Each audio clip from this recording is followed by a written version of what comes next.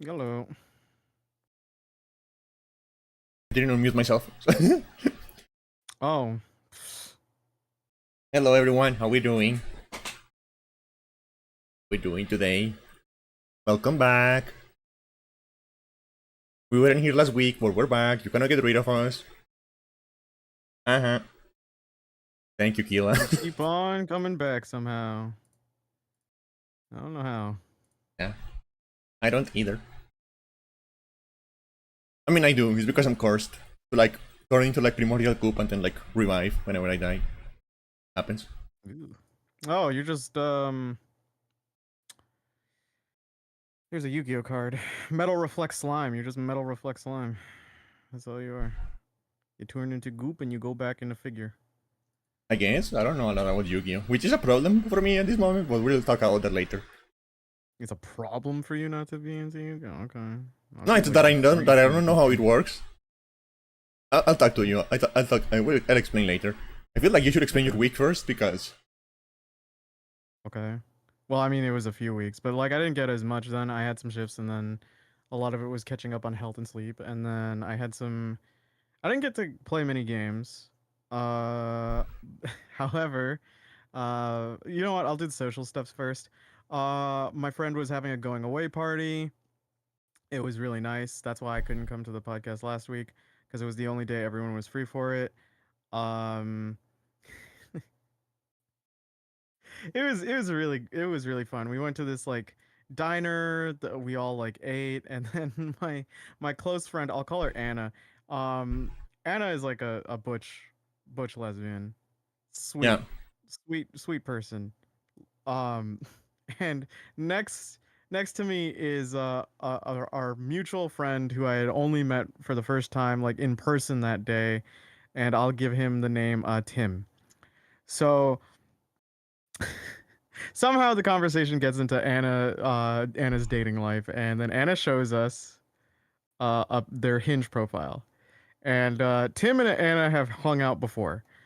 And then Tim immediately went like, "Why would you use that picture of you?" Just immediately. And poor Anna just looks distraught. And Tim like realizes like he messed up. But he's Tim. By the way, Tim is like a super goth twink. Like it is funny to hear shit talk from Tim, even if it's unintentional. And he's just saying this with a smile and whimsy on his face. Hold on, wait.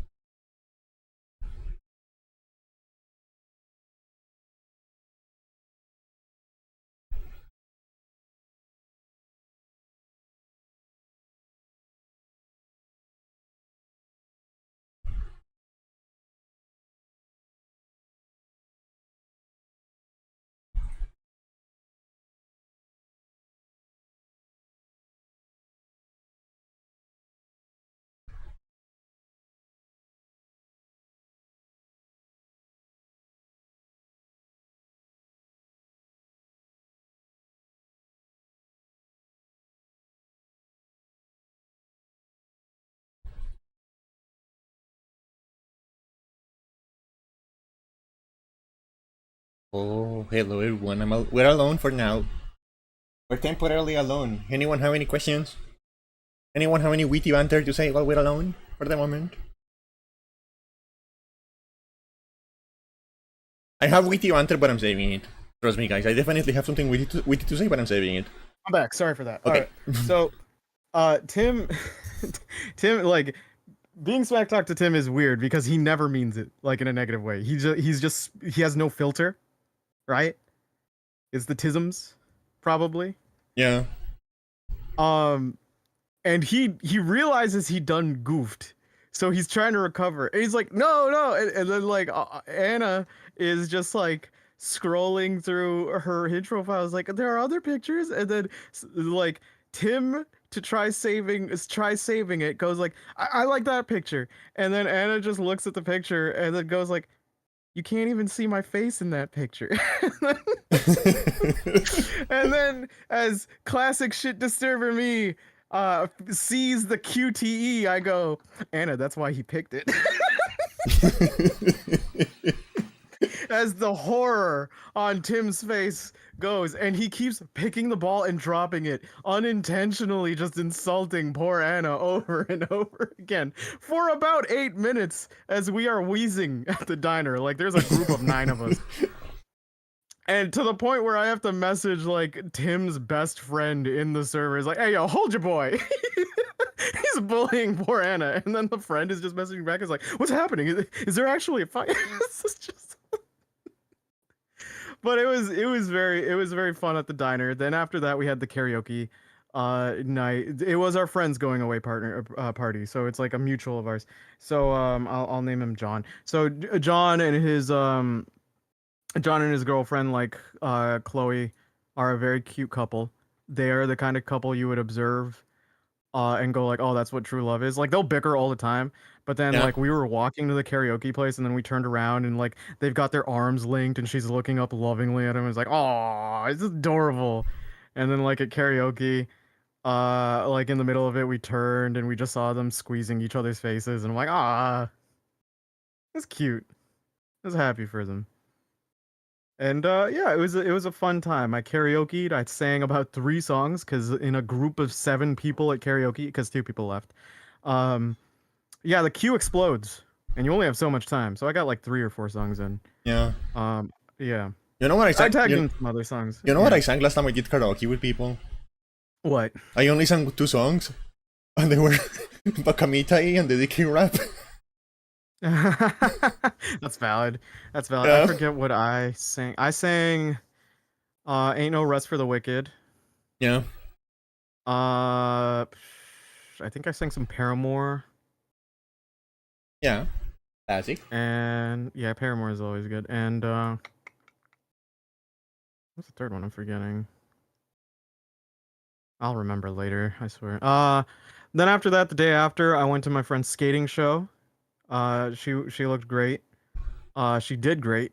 The whole show was like 2 hours, and it was like a choreographed set from a community. So you would have people ranging from like kids who are like really into skating to like your elders going into skating. Like that is someone's like grandma up there too, right? And Yeah. it's like crazy to see how much control they have on the ice, and it's something I took for granted, like figure skating and coordinated skating, because like once you actually watch it in person, it's like it's very impressive. Mm-hmm. Um, we had dinner after, but like as I was waiting for her to go to her changing room, um, I was just holding the door open because one of the volunteers was just like at the center was just like, "Hey, could you just hold this for a minute? I gotta go to the bathroom break." I'm like, "No problem." And then another volunteer came out of the woodwork like a little later and just went like, "Oh, he's like, oh, I haven't seen you before. Is your daughter or son like skating?" And I'm like, "I'm a dad. I'm a dad." Oh my god. Oh my god. And I'm like, "Do I look like a dad?" And then she immediately backpedaled. She was just like, "Uh-oh."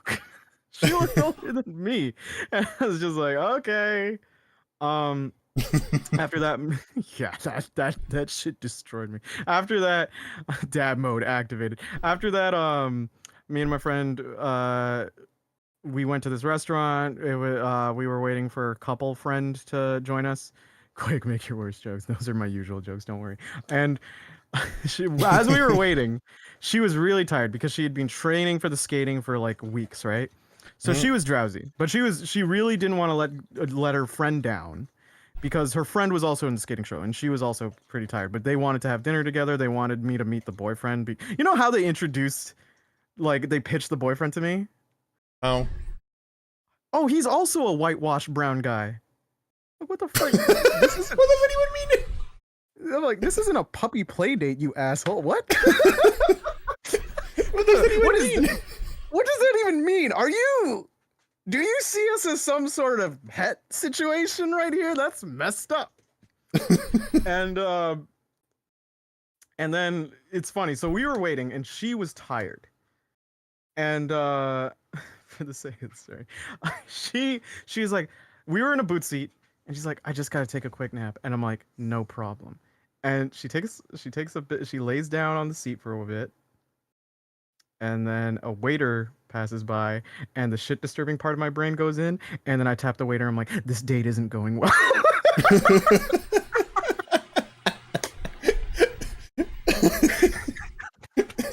I can't resist. But yeah, after that, friends came. It was a fun time. We talked. It's fun introducing to new people. I do feel like when I'm at my first meeting, I go into host mode, so it's very much like talkative mode because I have a fair share of friends who I love, but like they're not necessarily as conversation heavy, so I'm used to trying to carry it, right, leading the Yeah. conversation. So yeah, it was interesting. Then Mahjong Souls had an event with Sword Art Online. It's still going on. And I don't care for Sword Art Online, but they're like, let's give you 5 free summons, and and I'm just sitting there like, you think free shit will get me back? You're right. And then I went in, and I got my 5 free summons, and then I grinded my other 5 free summons that are every month, and now I just have to wait for the others to roll out. I'm never getting my character. I have to literally wait for pity points. I'm like 45 away. I hate Mahjong Souls. Don't play it unless you like Mahjong and don't care about waifus or husbandos. But yeah. That's just the gacha And experience, man. it is. Like I just have to do 45 more rolls, and then if I don't get them in those, I can just use the pity points and buy them. Um, and then uh, I went to a catering place with the friend I've mentioned before. We had a fun time. We had like a multiple course meal. She sang karaoke because there was karaoke at the end of the night. Her voice was very lovely, but she did not account for the fact that the screen was far away and she is farsighted. Like she's nearsighted or farsighted, whichever one. She can't see that far away. And she's just like, I've made a grave error. As she's singing this. She like gives us this look like, uh-oh. Uh, But yeah. yeah, yeah, Um, yeah. there was a moment where she was doing that. But after that it was a fun time. We went back. There were a lot of fried foods, so I had to go to bed with that. I got oil sweats. Ugh. But it was tasty. It was really tasty though. They had like a really good like assortment of food. Um, and that should be it. I've been trying to catch up on manga and some of the writing stuff that I have to do. And yeah, that's my few weeks. What about you, Candy? Okay, so I think since last time we talked was like the thing I had planned for my birthday, right? Mm-hmm. That went really well. We had some friends there. It was really nice. We played a little bit of Gartic Phone for like a couple of hours. It was really fun. Mm-hmm. It went way better than I expected it to go because I never planned anything like Oh that. yeah, So I'm glad you had a good time. yeah, so that was very nice. And then I decided to start doing incredibly stupid stuff on stream. Um, Mm-hmm. so what we're doing right now is we're like I have an Excel document, right, Yeah, with every GBA game ever released on it. I've seen the thumbnails on your YouTube. They're Yeah. very cute thumbnails. They work really well. I like them a lot. Um. I like you being trapped in the PSP screen. It's like you got a smirk out of me from that one. I was like, yeah, that's great. Yeah. Yeah. Like the PSP thing, we're going to like put that on hold for now. Mm-hmm. We're going to focus on the GBA for now.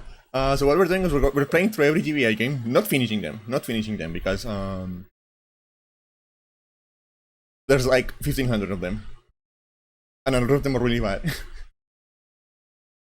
We're just playing through them. Like I'm playing like long enough to like get a feeling for the game, right? Like, Mm-hmm. okay, so is this like worth playing more? Is this like good? Is it like bad? Because some games you can tell immediately that this is like absolute trash.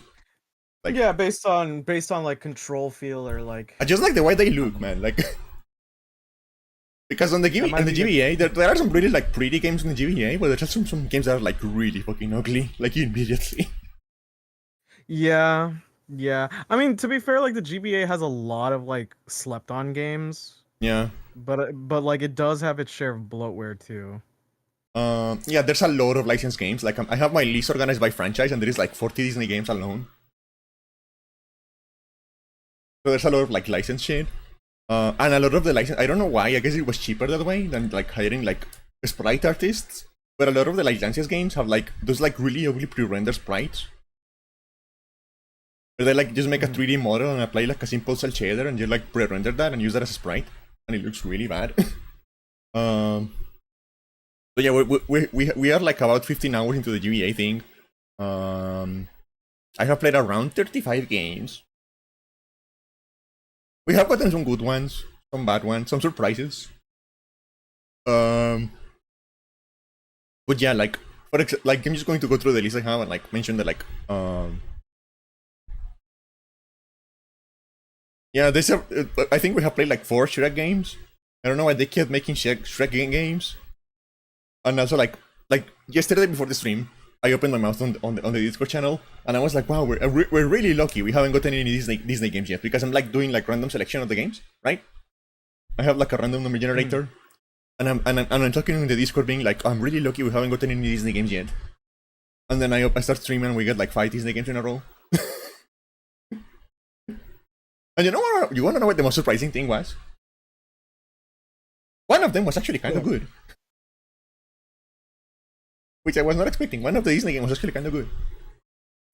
I mean, to be fair, like Disney had like some games that were actually like for licensed games. I mean, like because people always like point to like Aladdin and shit, but like I feel like there had to be some in the GBA and DS spectrum that were just like simple like platformers or some shit that were pretty okay.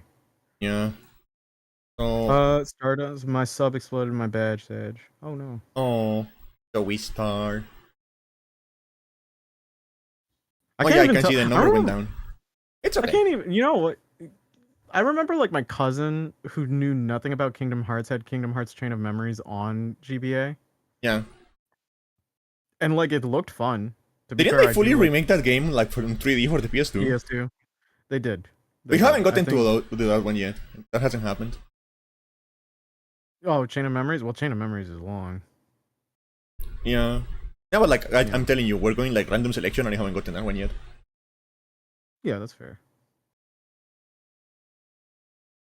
Oh wait, random selection, man. If you hit the Battle Network games, that'd be neat because I love them. Oh, we already hit the first one, because like when I hit Oh, because the thing I'm doing is okay. like I have them organized by franchise. So if I hit like if I let's say, Yeah, it makes sense. So you go to the first entry instead of having like a random one, right? yeah, so if we hit a number in a franchise and I haven't played like the first game in the franchise, I play the first one instead. You know what the thing is though, like Battle Network, I can nerd out about Battle Network, but I'll keep it short because like it's different. It's just like the series really feels itself when it's at 4, I feel, or 3. Yeah. And then before that you're like, I can see the building blocks. Yeah, it's okay. It's fun. Like it wasn't like Yeah, amazing, but it was fun. Yeah.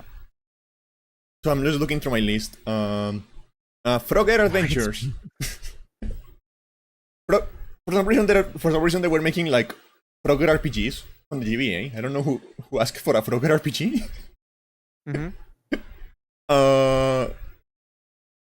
And it was kind of like a little like puzzle platformer where you have to like move on like a grid and avoid the enemies, and the enemies don't chase you, they just like move on a pattern.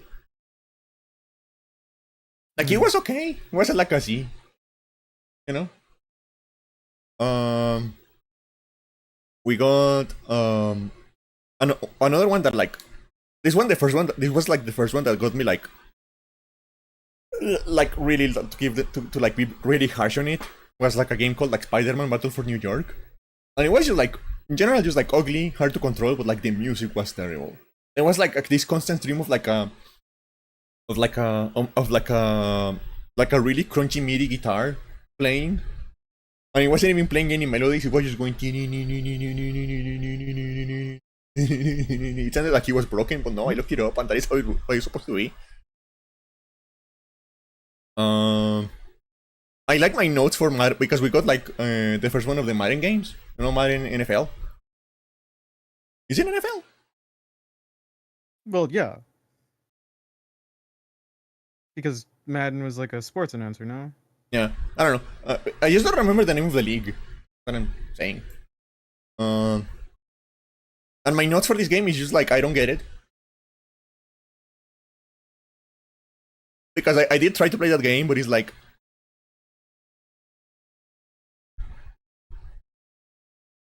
Like I don't understand what's going on. Like all of the John like Lennon was an announcer? I think he was, wasn't he? all of the acronyms and all of the like little hands, like little like hand movements they're doing, and like the way the game is structured and like the flow of the game is like, what the fuck is going on? Why are we stopping every 5 seconds? Every time someone falls over, we stop the game and we start again. Why are we doing that? I don't see. I don't think I've remembered a single sports game on the portable era that really captured people. Yeah. Not unless it was like some sort of like coach, apparently. Because the thing with Madden, tangent aside, Go I do Madden. remember him from like skits from like shows where he would like have the announcer table and then he would do the drawing and stuff like that. And also I remember him for the turducken, because apparently he was into the turducken, which is the chicken inside of a duck inside of a turkey, which is just godless, but you know. American food, baby. American food. Here we go. Okay, I go Eepers. Good night, Candy. Good night, Night. Yeah, good night, Star. Good night, Star. Why is that message not showing up on my screen? Hold on, I see it now. Night, Star. Yeah, she's sad because Anyway, she's sad because I streamed twice one day and that made her lose her streak. oh, is that how the streak works, though? Yeah, you have to be catch on every everyone. singular stream? Yeah. Oh, I thought it was like a cooldown period. So it's like as long as like you maybe go for like X amount per week or something. No. You have to be like at, I think at least 5-10 minutes on like every single stream. Damn. I think I have like a 75 streak on like streamer. I don't know. 72, 73, something like that. Yeah, you can watch a VOD or a clip if you're like late to one stream, but because I streamed twice, like that kind of expired. That's how that works.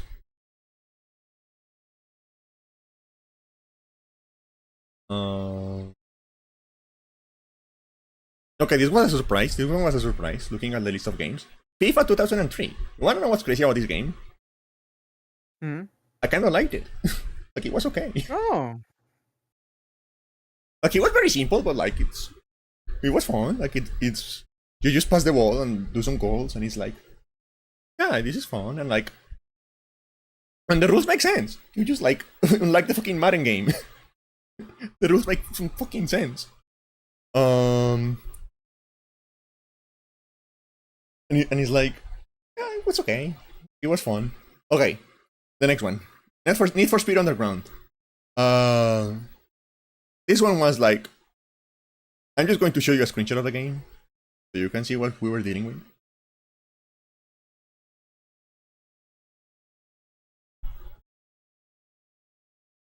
Isn't it beautiful? Oh, you know, yeah, I remember like the driving games, like the F-Zero games on Game Boy Advance SP, and still kind of being like blown away how they looked. Yeah, this game runs at like 10 FPS.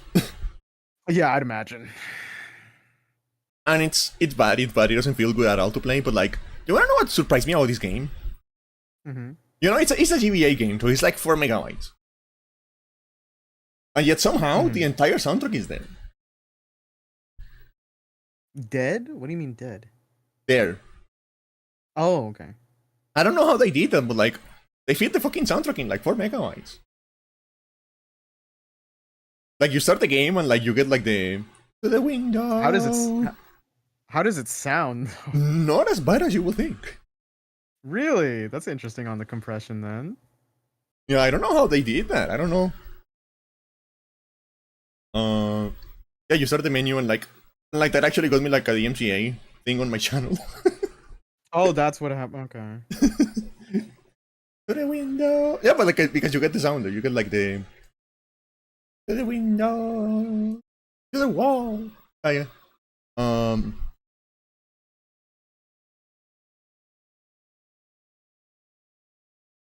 Medal of Honor Underground. This one was like, I think like the worst one we have played so far. It's like you know, like those like pseudo 3D shooters like Doom and whatever.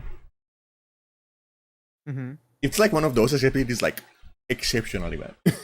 It is like First of all, it runs at like it is like single digit FPS. Like no matter what you look, no matter what you're doing, it is like this in the single digits the entire time. The FPS.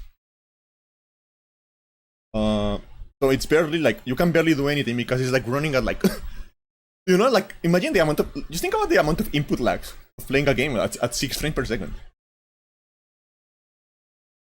Think about like the sheer amount of input lag that produces. It's like, and as well the game looks like it's melting. I don't know what they're doing with their like their engine or whatever, but like when you look at a texture, when you look at a wall, it's also like break up, but it's not like you know how like in PS1 games like the textures like distort a little bit when you like look at an angle or stuff like that.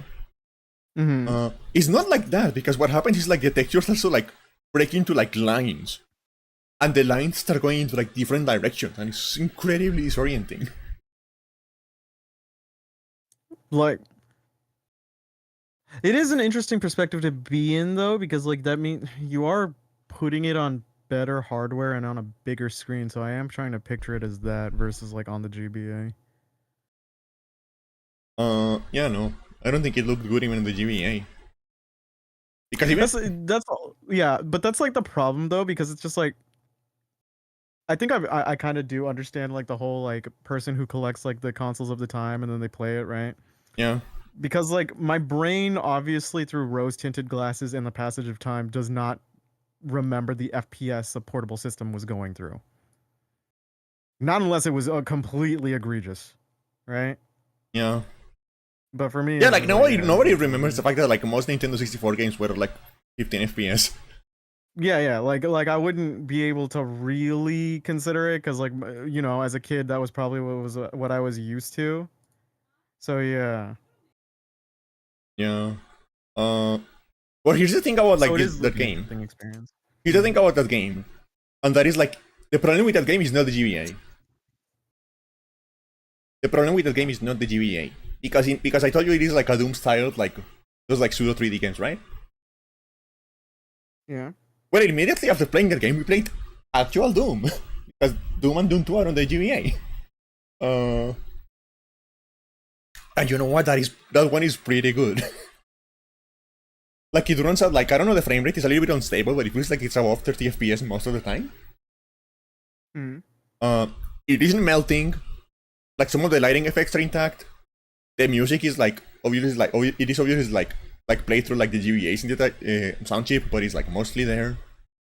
The controls are okay. It's like, of course there are better ways to play Doom nowadays, but like if I was a child in 2004 with a GBA and that was the version of Doom I had, I would have finished the game and I would have liked it. Like I actually like had to stop myself because I was like, but like level 4 of playing this version of Doom, I forgot the challenge I was doing and I was just like playing Doom. So it's a good port. So it's a good port because at some point I just like started just like enjoying playing Doom.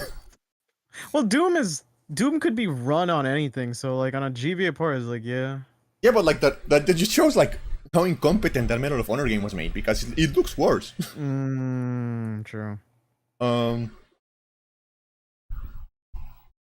I think it's like, yeah, it's a pretty competent version of Doom. It is better than the SNES version.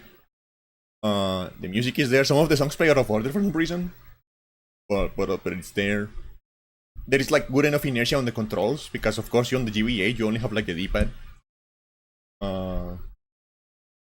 So they had to put some inertia on the controls, but it works pretty well, and you can like strafe with the left and right shoulder buttons, so you can like circle strafe. It's pretty okay. After that we got the very first Shin Megami Tensei game. We actually played a Shin Megami Tensei game. Oh snap! And it's very interesting because the first thing that happens is that like you go out for coffee and when you come back home, a demon takes your mom and tries to kill you. So a normal Saturday. Yeah. This is what you get for not going to mass last week.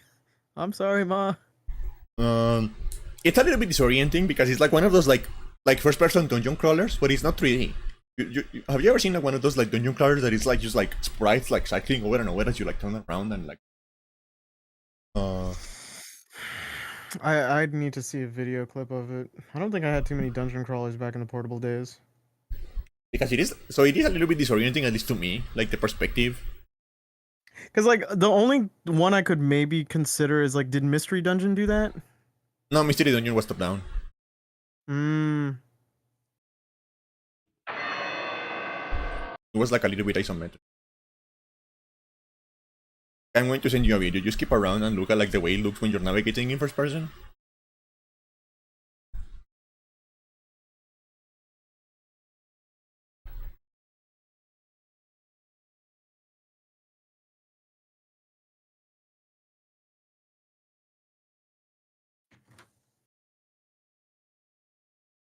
Okay, let's see what this looks like. God damn it, just wait. Pop out onto my main browser. Alright, let's see. Shin Megami Tensei. Ooh.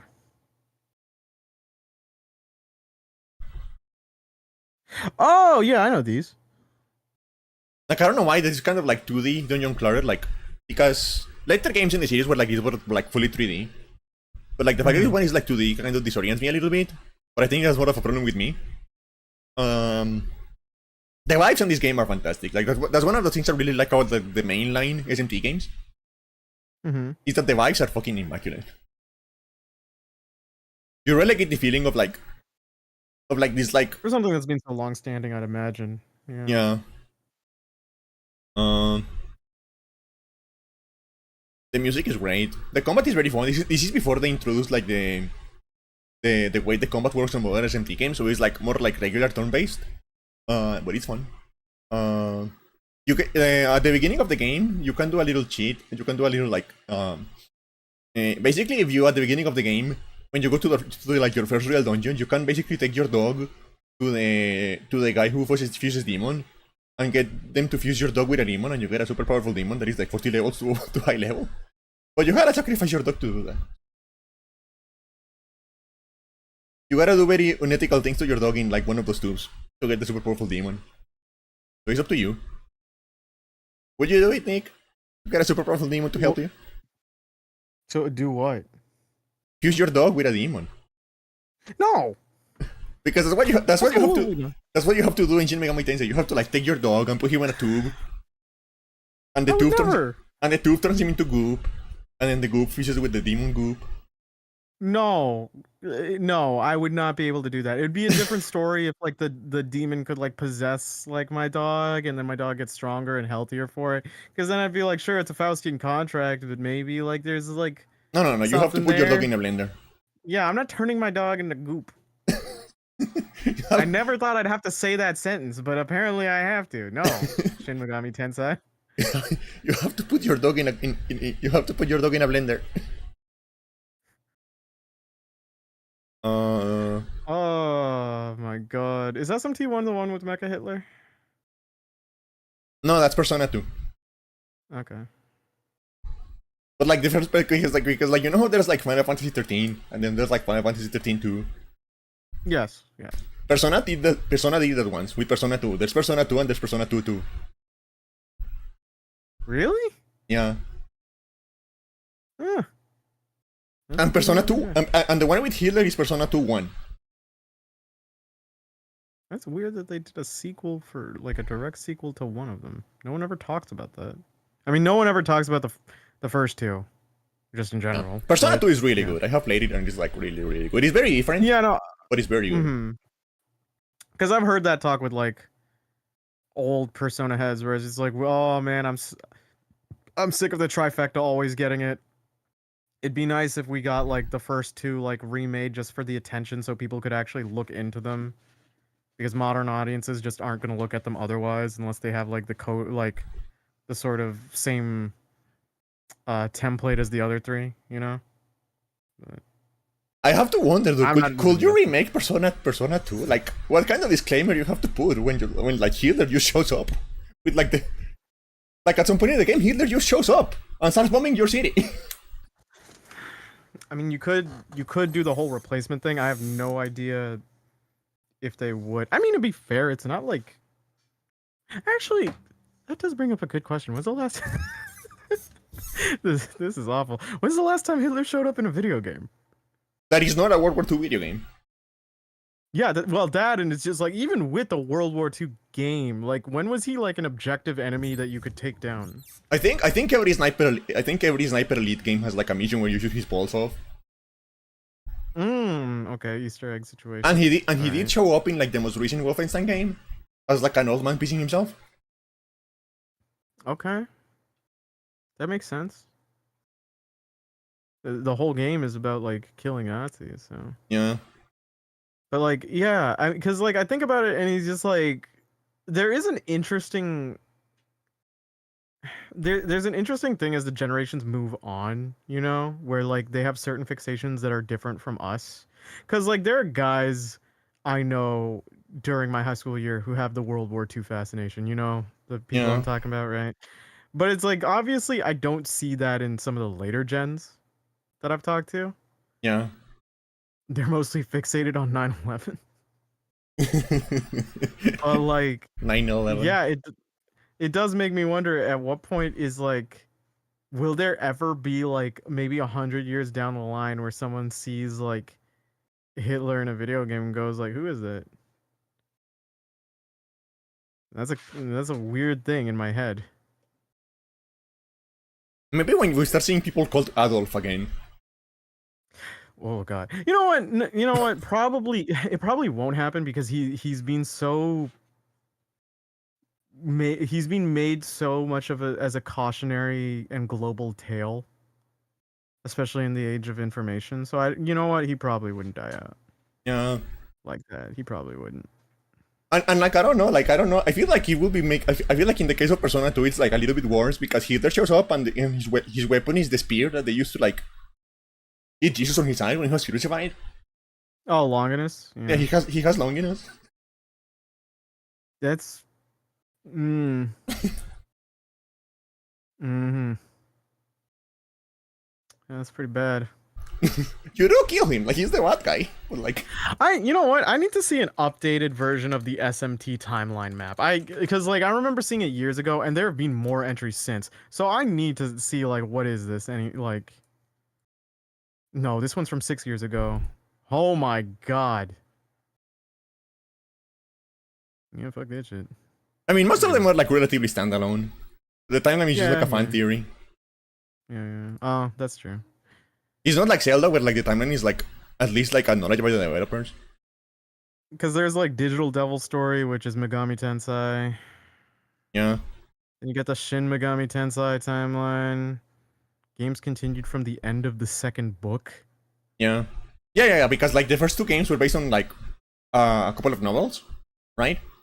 And they were like pretty like faithful to those novels, but like by the third game they completely diverged. They went like completely different ways. Okay, so then then we get to Shin Megami Tensei after time skip, and then you get the SMT neutral ending, which ends to Shin Megami Tensei 2, and then that goes to the Devil Summoner timeline, which then branches. Oh my god, I hate this. Holy shit! I actually hate that. I've never gotten so mad just by looking at a map. Holy shit! I'll never get mad at Final Fantasy again.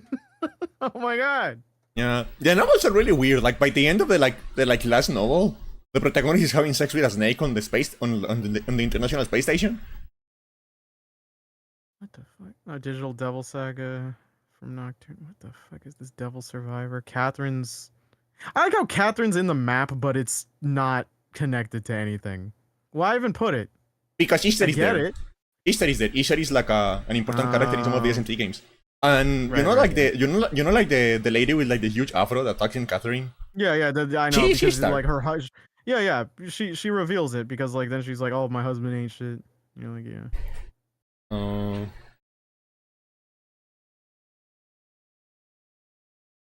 Yeah, it's like one of those games, like you know, like the way like Vagrant Story technically is like a Final Fantasy game because it takes place on the same universe as Final Fantasy 12.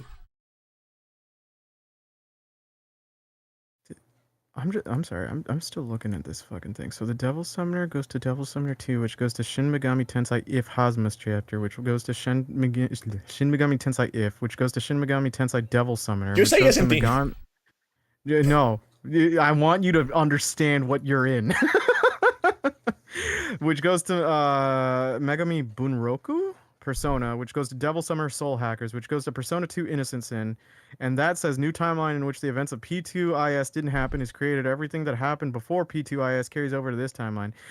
Then you get Persona Oh 2. yeah, there's time travel on the second Persona game. I forgot about that. Wait, why isn't? Wait, where the fuck is the first Persona in this?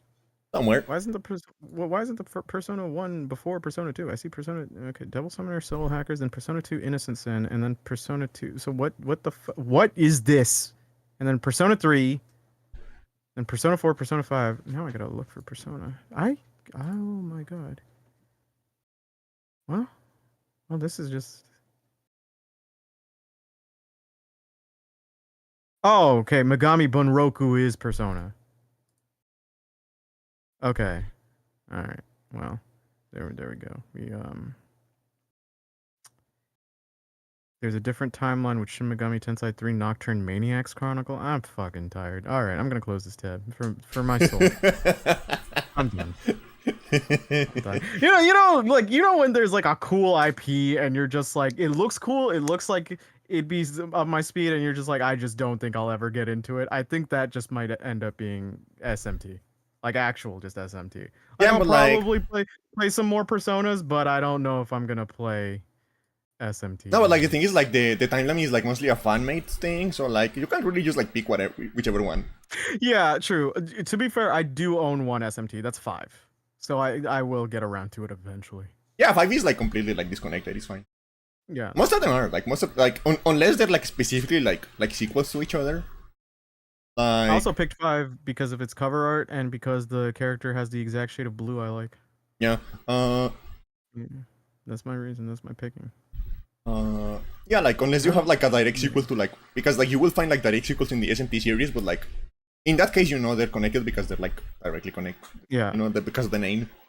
It's like I'd imagine it's the same vein as like Fire Emblem, and just like, again, we've mentioned like FF, where it's like it's like separated on its own, but there are like the core elements there that just like connect that universe in some sort of way, or multiverse, depending. But yeah. Yeah, like some of the earlier games were like more directly connected to each other, but like as you start getting like ahead, start like kind of becoming more standalone. Okay, so what other games we played? I mean, I just like I'm not talking to all of them because we have played like 35 games so far. I'm not going to all of them. I'm just going to like the interesting ones. Have you ever watched Herbie? No. Yeah, because I'm really confused about what the movie is about. Herbie Fully Loaded? Yeah. Because we played that game and like what is this about? Like I don't know. Why is there a portrait of the car in the top right? Why is the car smiling? The game doesn't do anything about the story, so like I need someone to explain me why the car has a smile. I need someone to explain me what this is about. What's so special about this car? Nick, you need to explain it to me. I didn't watch Herbie. I like Lindsay Lohan when I was a kid, but I didn't. Oh yeah, back then she was really hot. Before like all the mess, she was really hot back then. Well, I feel bad, but like, to be fair, I feel bad for her. Yeah. Like, obviously, there's some responsibility and onus onto her, but it's just like the industry has shown it can be very cruel to people in her position, alongside like Britney Spears and the type. But like, especially if they're children when they start. Yeah, and so just like, I remember seeing the trailer for Herbie Fully Loaded, and it's like, I don't know how to describe it as just like the sort of live action movie I would see at a glance and go like, I'm not watching that. That looks like trash. Why would you bother using practical effects for this? Would have like a cool monster or something. Yeah. That'd be cool if Herbie Fully Loaded was a transformer and just killed people. No, I was talking about like when Kira told me that the car has like a personality or something. I was like, is that like the Stephen King novel? Does he kill people at the end? Because you know how like there's a Stephen King novel where like the car kills people. Yeah. Oh god, I know what you're talking about. It's the one where it's like he gets it from like a compound or something, and fixes it up, and it has like this weird obsession with them. Yeah.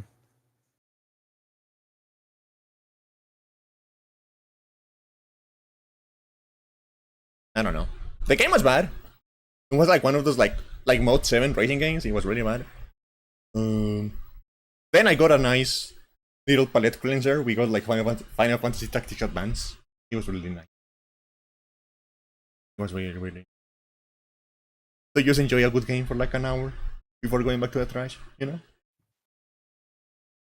The game is really pretty. I forgot how pretty the sprite work is on Final Fantasy Tactics, because a lot of GBA games are like kind of clunky looking.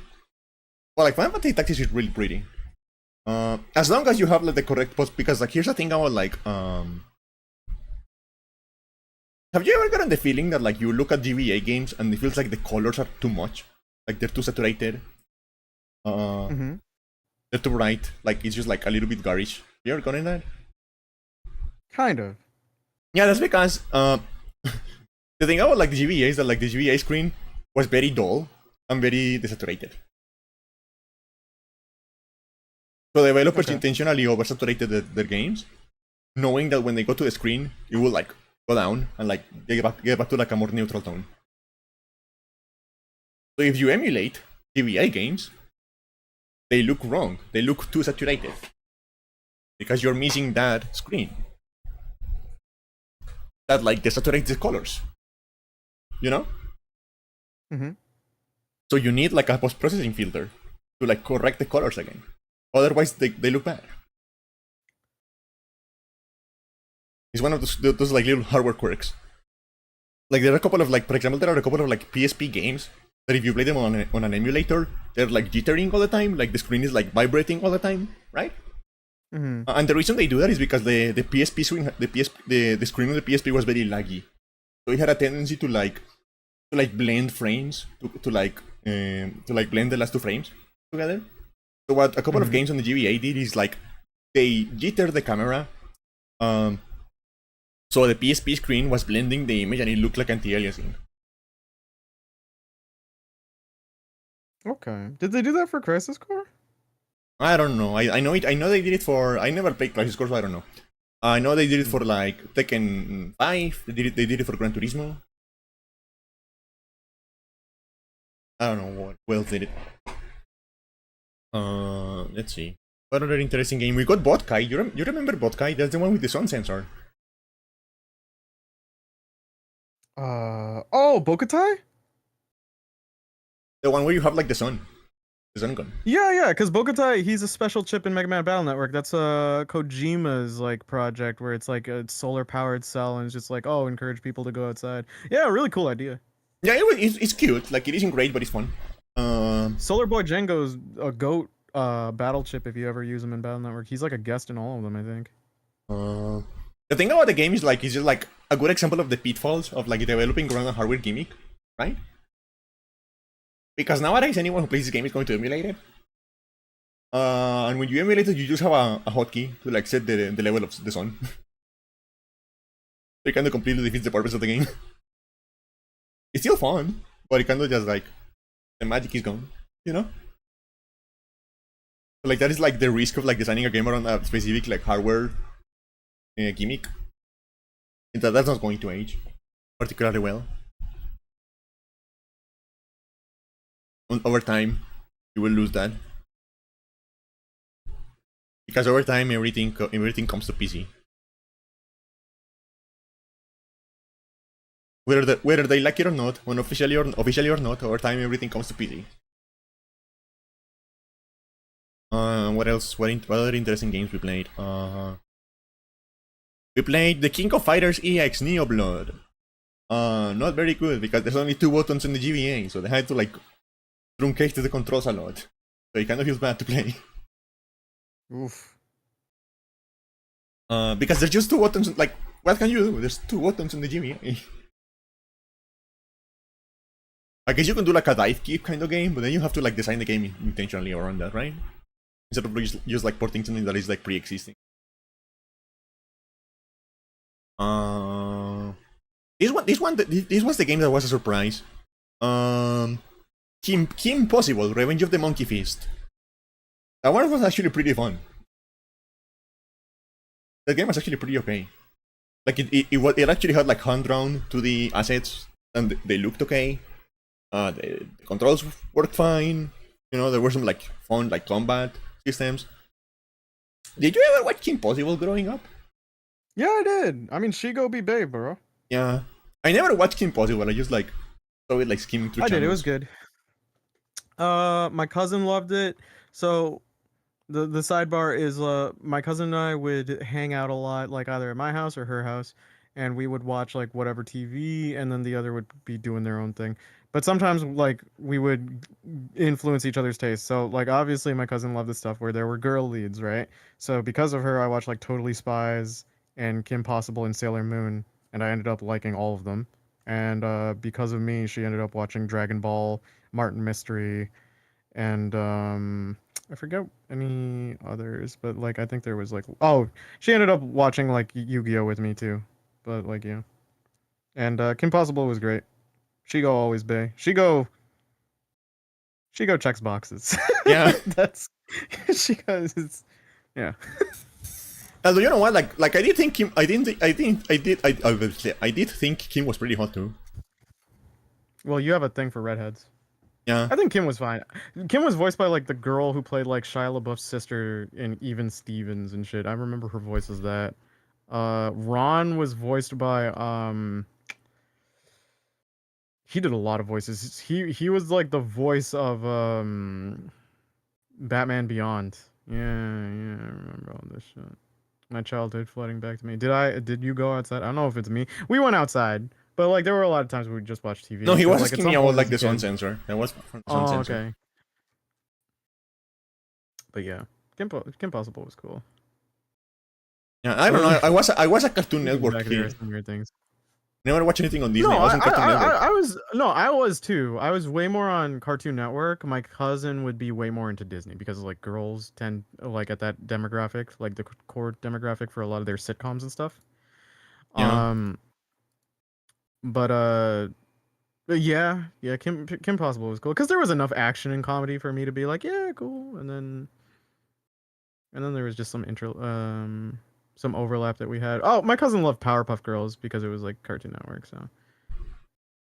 Yeah. Oh yeah, yeah. I mean, she did because like they had to apply for university and stuff. Uh, Yeah, I remember. I remember. Yeah, it was like so one of what those you're shows saying where is you that I were can still be surprised it horny ran about that her. long. Oh my god.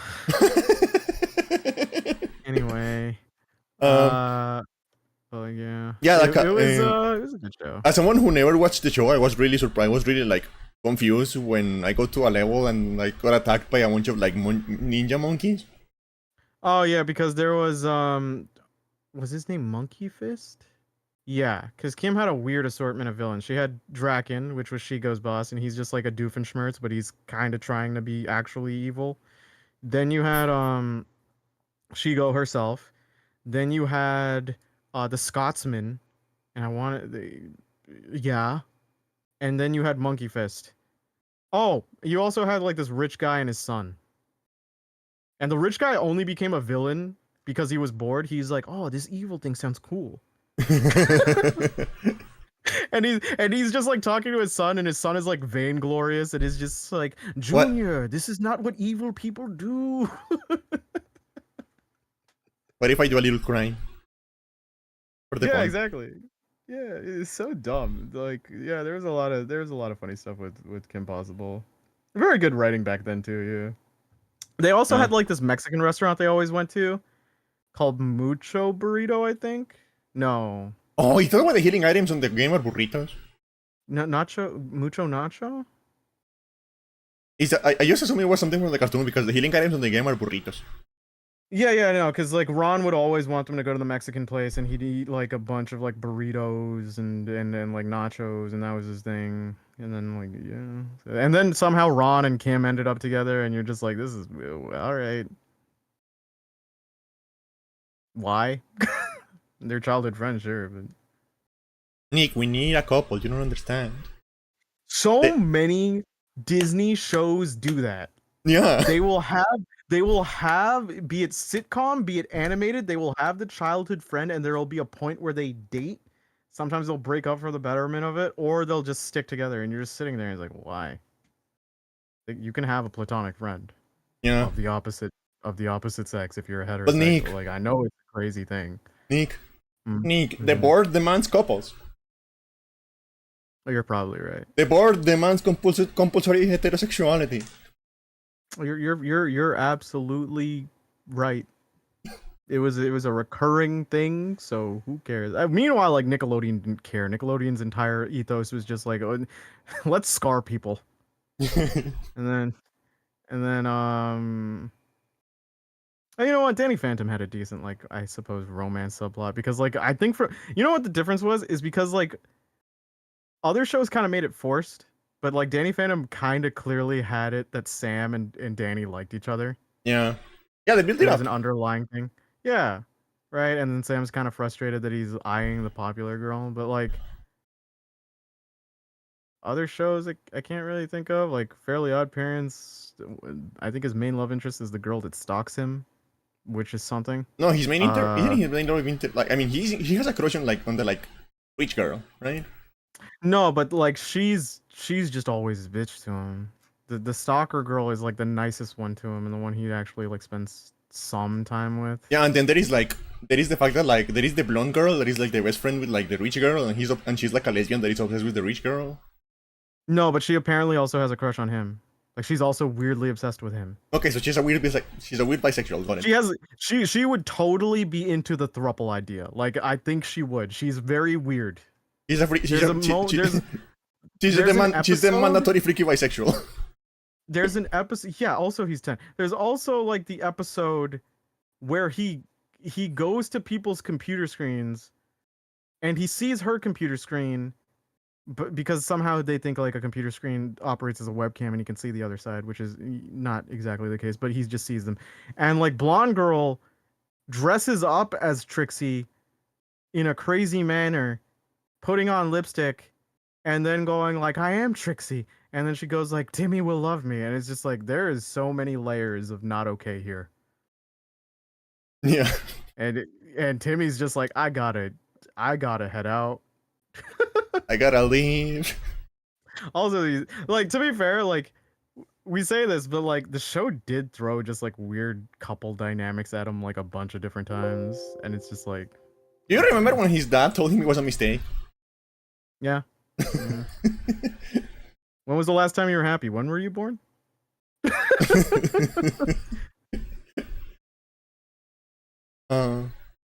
His parents also kind of just they did suck, actually, now that I think about it. Yeah. Yeah. The most consistent person in his life is his tormentor. Vicky? Yeah. Yeah. Can you imagine being raised by someone that awful? And then everyone in the room went silent.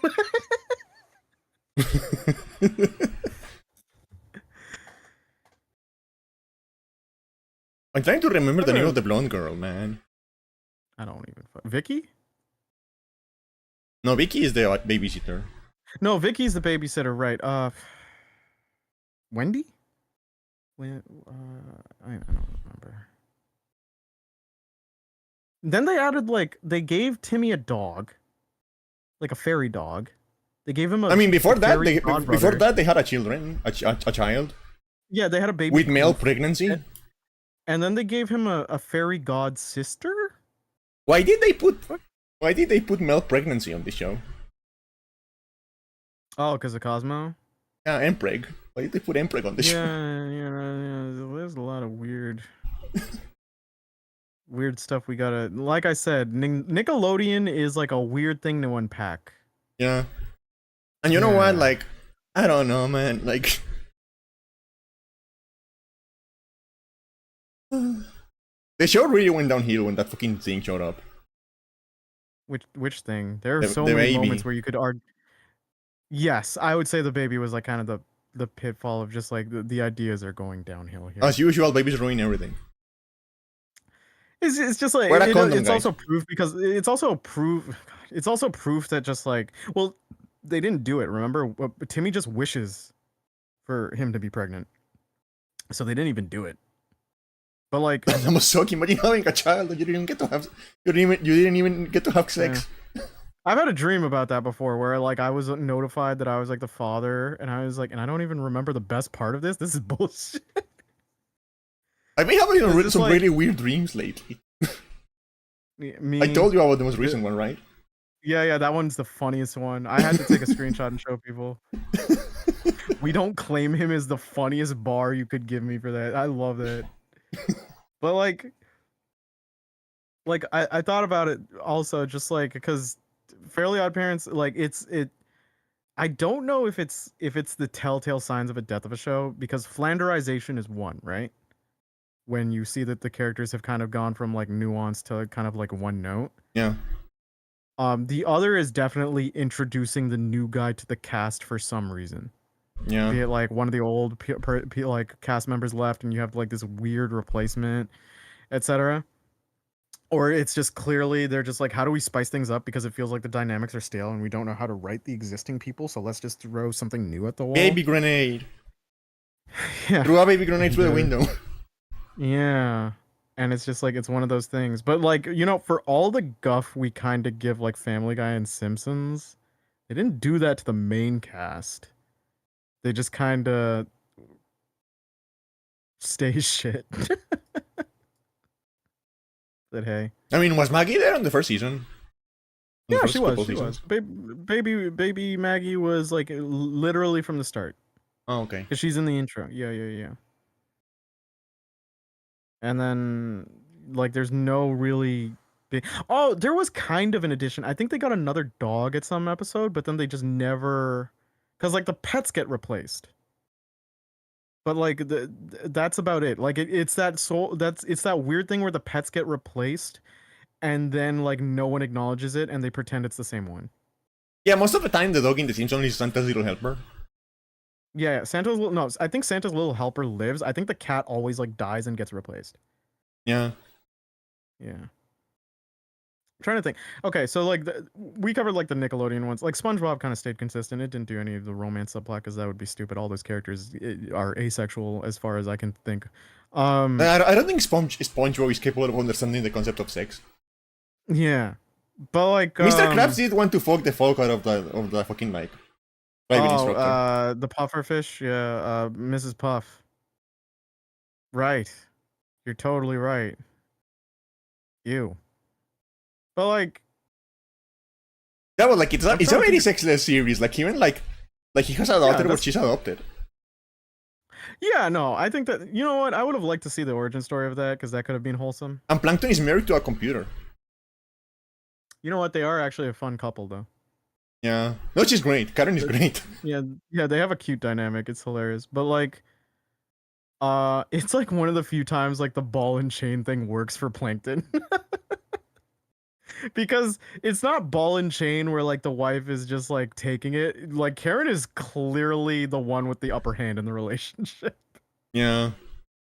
Yeah. Then there's Cartoon Network. You know what? Cartoon Network I think was like the one to be fine to be invested in, because it had the most variety in terms of its like slots, right? It had like the comedy shows, it had the action shows, had a little bit of that, you know, skit ones. Like, yeah. And they were all well written. Like you'd have like anywhere from like Foster's Home for Imaginary Friends, you'd have something like Ben 10.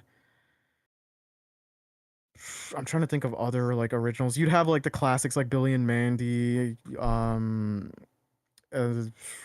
and Eddie, like, right, and Dexter's Lab, all that stuff. You'd have like a pretty good like selection. And then Cartoon Network, I think, also absorbed Hanna-Barbera.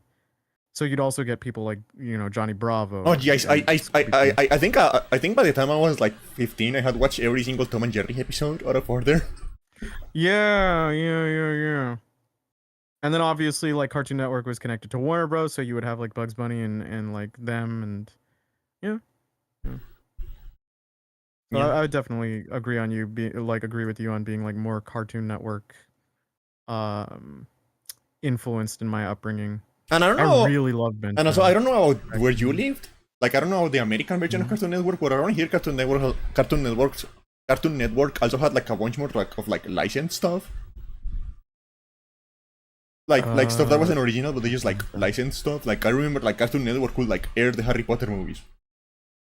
Yes. Over here they'd have some things too. I think Cartoon Network had like the distribution rights for some shows.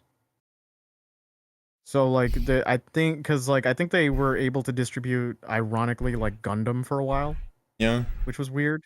I think it was on their Toonami block because like again for the variety like the Cartoon Network out of the three had the adult shows too under Toonami, the yeah. more mature stuff.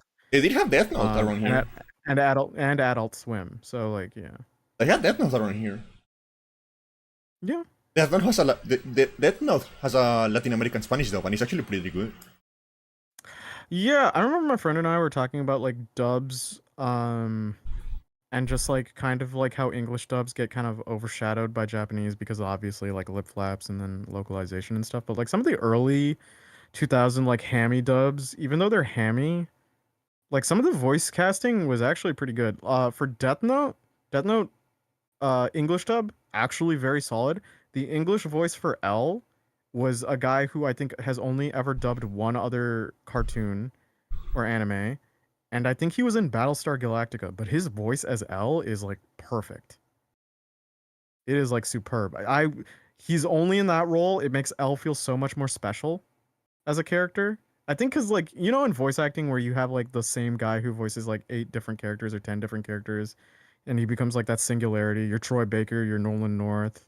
Yeah, You're Michelle. What is it? Ruff, who's like Rukia and Catherine. Like those ones, right? yeah. But there's like there are there are people who are just like they're in it for one role and somehow it sticks with you more because that character feels more unique because of it. Yeah. I never actually finished Death Note. I kind of stopped watching after he died. No, it's fine. That first half is like significantly better than that second half. Also, that author kind of sucks, and that his writing style just is so nihilistic and dumb. And like, oh boy, Oh he boy. had like one other manga that was like good, which was Barakamon. No, Barakamon. No, Barakamon's the island one. Bakuman is the other one where it's about the manga industry, so it's a very interesting insight on how things work. But then it kind of peters off and goes off a little too long. The female characters are more like trophies to be won, also, so it's a bit like they're not as fleshed out. Love is mostly their uniform motivating factor. And then he made Platinum End, and Platinum End is dog shit. So, yeah. Oh. Obata, the artist of Death Note, and I want to say Platinum End. And the Castlevania Judgment game, extremely cool. Oba can suck a nard. Fuck you.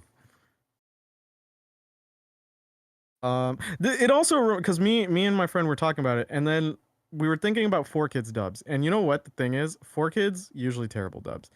The one that they kind of did well with, they had amazing openings though. But like, Shaman King, uh, Shaman King's English dub has this guy who does the main character's voice really good. It's like he comes off as carefree, but you can tell he's overthinking inside. Yeah. And then in the remade Netflix dub, they got the voice actor for Tei Takemi from Persona to do it because, you know, he's a young boy, so you can kind of get away with a female voice. But you lose something out of it. He doesn't sound like the same chill dude anymore. It's Yeah. very it's very weird. And it's like the voice direction in the 4 Kids dub kind of sucks, like because it's like localized so poorly. They didn't have the same ability to dub and direct as much. And like to be fair, Tei Takemi's voice actor, very good. Like I think it's Abby Trott is the name. Like superb voice Like actor she's seen a lot of from the stuff. stuff I've heard. Yeah, yeah, I like superb voice actor from what I know. But it's just like as that casting, it's just like you look at this old voice and then like this current voice, and you're like, the old one surprisingly sounds more like that character. It might be nostalgia, but I like how he does it. So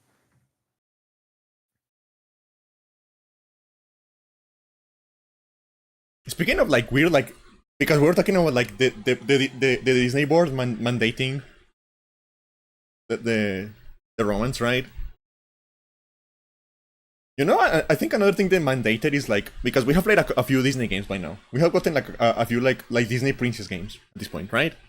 Uh, and I think they had a mandate that the princesses cannot defend themselves.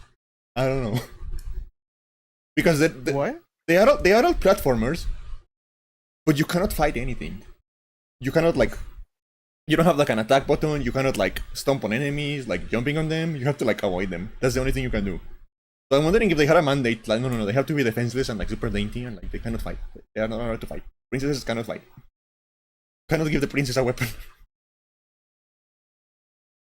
It wouldn't surprise me honestly if Disney did that. They had this like I don't know. They always had like these like very. I don't like companies that are so obsessed with like having like a clean brand. You know what I mean? When you say Kind of clean brand, like how do you word it? like kind of family friendly and like Not risking kind of going in outside of like their usual wheelhouse and stuff like that. yeah. Hmm. That's why I give credit where credit's due for Warner Brothers and Cartoon Network. Yeah. Yeah, Karens didn't want any women in fighting games, so they made Poison trans. Yeah. Poison can get it though. Yeah. Oh yeah, I get it. I Like, get it. yeah. I mean, like someone. I remember someone like when someone told me, it's just like, don't you know that Poison is trans? Like, yeah, you say that like it's gonna stop me. Like, Poison can get it. Poison's fucking. Look, listen, Capcom women. Universally like I lose. consistently good. I lose. I just lose. So, too bad. Yeah. That Street Fighter trailer actually looked fun. I'm gonna see it with the homies. I haven't watched it. I probably will not watch the movie. It's fine. It actually the thing is it doesn't look like it takes itself seriously at all. So I'm fine for like a fun flick for like that. I don't know, I feel like with the amount of stuff they're doing, I feel like we're getting to the point where like the same kind of saturation that makes me hate remakes, we're getting to the point like video game movie point. Well, the thing is like there's a mixed bag for this because this is interesting because I think the Gundam adaptation was getting some headway as a conversation topic because I think it's getting closer to actually being released.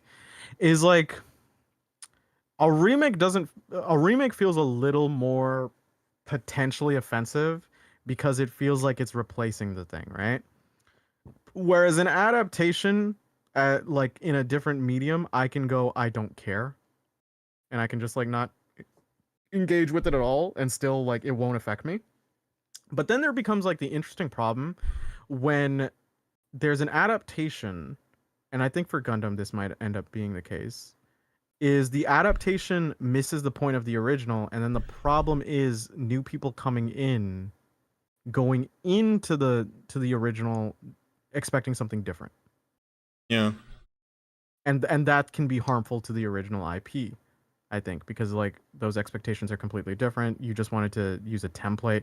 That being said, Gundam's kind of an anthology thing.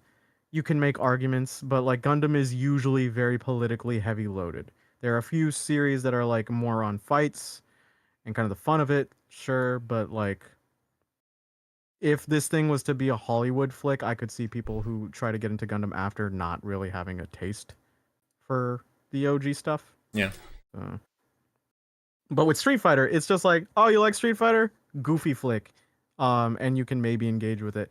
Person who hasn't played Street Fighter, it's a goofy flick. Go for it. It's like because Street Fighter is kind of in the same vein as like Mario and stuff for like a casual audience. You kind of know the characters. You might not know all about them, Yeah. but you're just like, yeah, sure. The reviews for that movie were so funny. The reviews for like the Super Mario Galaxy movie. Yeah, I heard it. Like I've heard such mixed things. I've heard both like it's so boring, and I've heard people go like it's great. I'm like, what? Like I was watching a review about a guy who was so bored he started stabbing himself with his pencil. Because I guess he was so like bored, he was starting to get like the frenzy.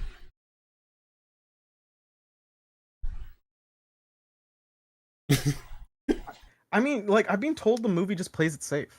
And It doesn't do anything. Was Rosalina in it? yeah. Oh, that's good. I like Rosalina. Spoilers, I guess, but she's Peach's mom now. What? Yeah, they made her the mom. Why? I don't know. No. Is this like canon throughout everything now? Miyamoto says so. What the fuck? No. That can't be right. I mean, she's a MILF. That adds points. But hold on. What the Oh no, fuck? wait, no, they're sisters. They're sisters. Okay, you had me worried there for a second. I was just like, this. You can't just drop that kind of lore out of nowhere. Either way, it makes a lot Wait, of what? the art I have set on my phone a little bit weird now. Moving on. Listen, I did this wasn't canon. This wasn't a thing on canon until a month ago. Oh yeah. No, I know, but it's just like it is weird. It is weird. And is Well, that I so mean, weird? Is that so weird how they're so similar though. So I yeah. yeah, I don't know. It does so weird how hot Rosalina is. I feel like Nintendo kind of like went a little too far on her. Rosalina is so eye covering bangs are like a Yeah, and like in constant like attitude and stuff like that is like yeah. I'll say on like a tier like from a top to bottom, and I feel bad because like Peach is cool, but it's just like it's Rosalina, Daisy, and then Peach. Yeah. Yeah. I feel like Peach is just like the most like vanilla one. That's the problem. Yeah. Oh, you know, who's the who's Pauline? Yeah. Pauline also goes above Peach because she's a New York woman. Yeah, and she's also like she's also like designed like a 1960s like pinup. Yeah, yeah, and she's cool. It is just like the problem with Peach is like, yeah, she is vanilla because she's like she kind of just doesn't have much going for her. I think the most characterizations you get from her are in the RPG games, Yeah. and those aren't really canon, but like it's a neat idea, and it's like, yeah, you should totally do more with her because like from what I remember, the characterizations is like Daisy's a tomboy, so Yeah. there's at least a baseline for characteristic. And then Rosaline is kind of like, you know, your quiet, cute type. But like Peach is just like kind of bubbly and not much is going on there. And Pauline is a businesswoman. She's getting shit done. Yeah, she's business. She's a mayor too. Yeah, yeah, Yeah. yeah, Pauline could probably be a sugar mommy, to be honest. And I wouldn't mind. yeah. She's tall too. Yeah. Yeah, I can see it. What's your favorite version of Zelda? Twilight Princess probably. Yeah, me too. Because Twilight Princess, she feels like she has the most agency. I do. Yeah. I will. If we throw in the cheat of Sheik made me feel conflicted. Yeah. Then yeah.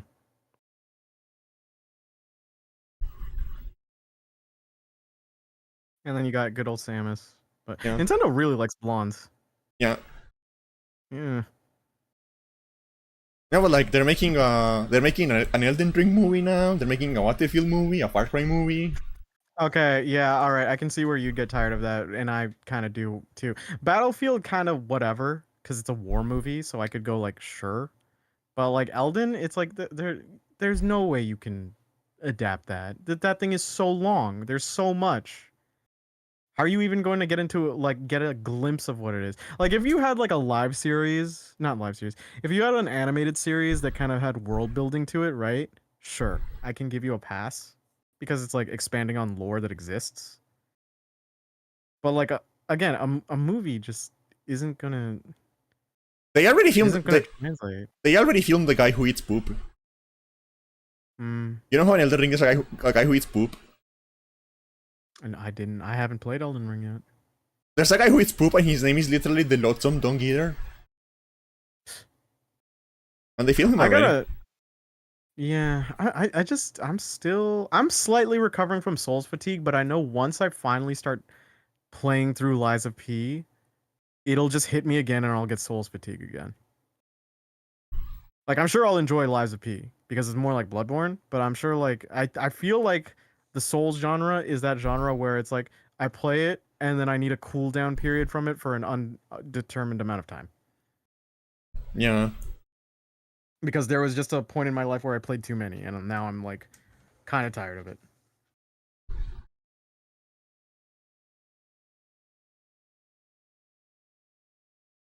Uh, yeah, I don't know. Apparently, like the Elden Ring movie has a budget of like $100 million.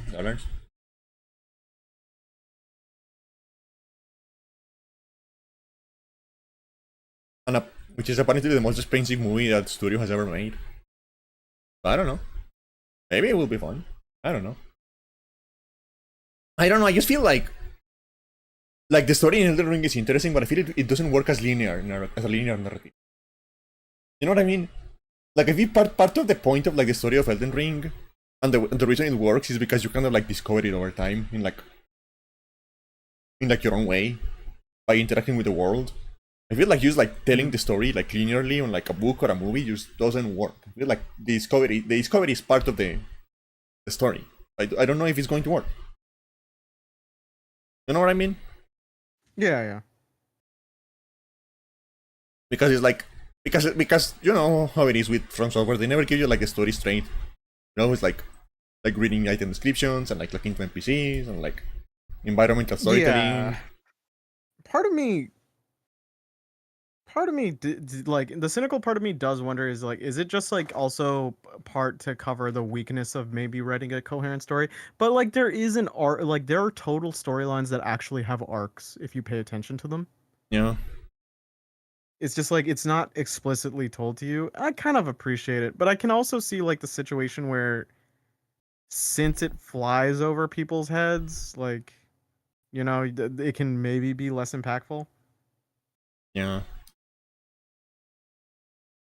I don't know. I feel like and this is like one of those things that is always like a controversial opinion of mine. Like people think I'm being like ableist or like something like that, but I feel like you're doing yourself a disservice if you're trying to make art and you're like limit yourself as like the dumbest people who are going to read it or like watch it or like play it.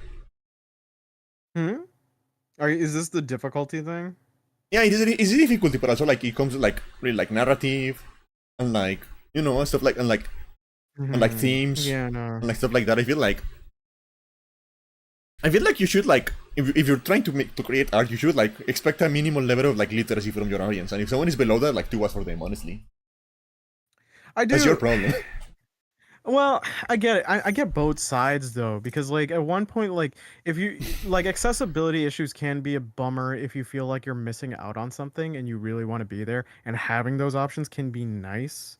Because it's not to say like the game getting easier means it's easy for that person with the accessibility issues. It might still be a struggle, right?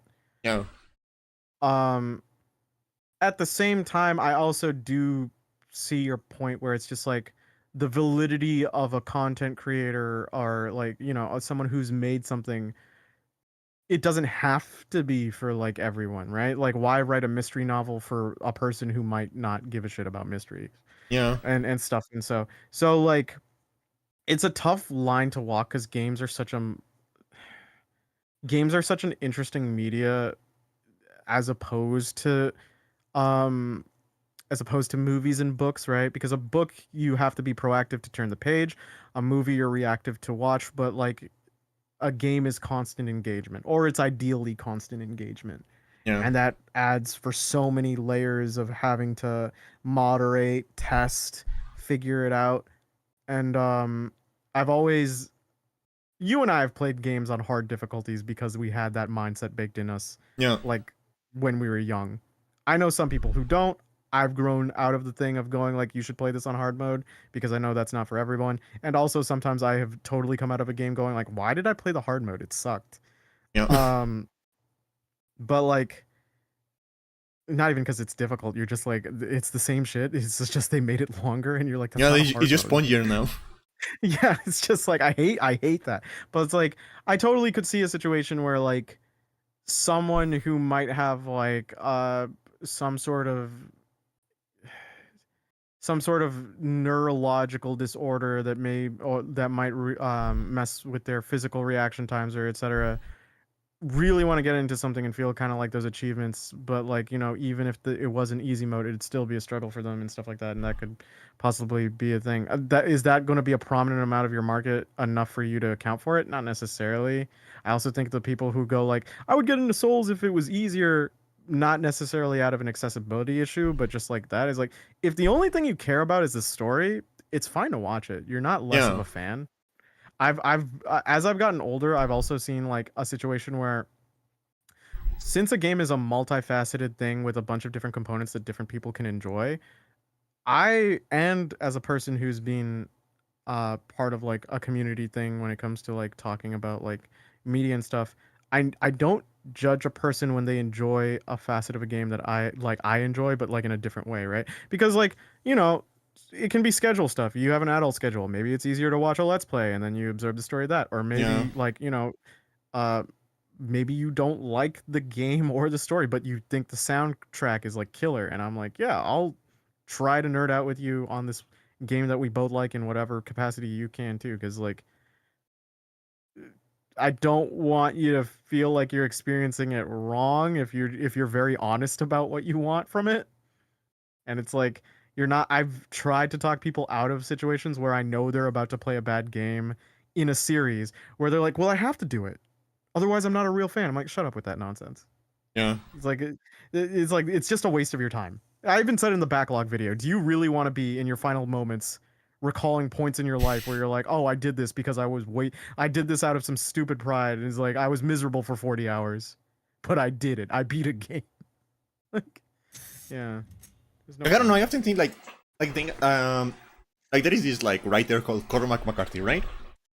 Mhm. He's really good. He has like a lot of like really good books. Like he wrote like The Road, No Country for Old Men, Blood Meridian, stuff like Oh, that. yeah, okay. Um, the thing about him is that he's kind of like very hard to read Mhm. because he barely uses any punctuation, right? Like as part of his style, Yeah. he barely uses any punctuation. He he doesn't use like character like really doesn't use character tags during conversations to let you know who's like speaking. Uh, he uses a lot of like very like flowery heavy language, and he's like very layered with like the like his writing is very layered with like the themes and like the subtext and stuff like that. There's a lot of stuff going on like in his books. There's a lot of stuff going on under the surface that is never like explicitly told to you, and it's just like stuff you have to like intuit from like the way some characters talk, or like Mhm. or like the way the prose is like set up in certain sections and stuff like that. There's a lot of like stuff that is like implied, like sort of like implied and never like confirmed. Uh, that's just like the way he writes, and I'm thinking about like the idea of like taking one of his books and like rewriting it to be like Mhm. readable by someone who has like a fifth grade level of like English, and that honestly makes me feel insulted. Like it's kind of offensive to me, the idea. I feel like that's I feel like if you don't have the level of like literacy to read a book like that, you just kind of like shouldn't do it. Like it's not for you. Sorry. Yeah, no, there's something it's this thing that's really prominent with the age of like global media being so accessible to everyone is that people just have this fear of FOMO on almost anything.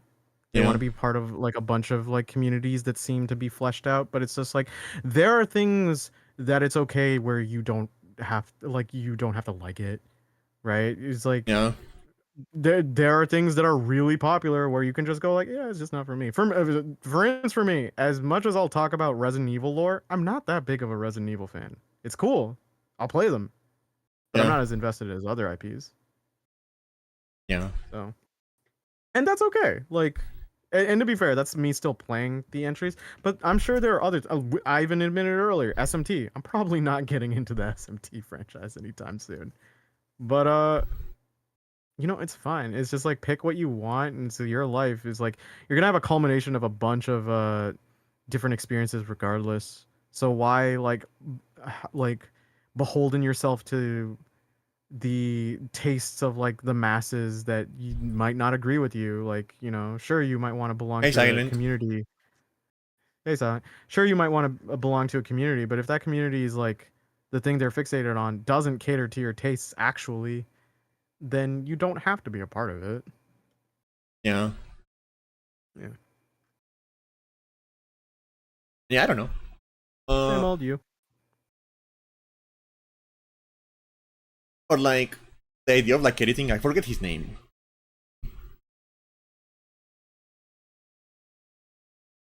You know what? As much guff as I'll give him, I'll respect Kojima because I don't think I'll ever be that interested in Death Stranding. But he's like, "This is my vision. I'm sticking to it. If you don't like it, oh well." And I'm like, you know what?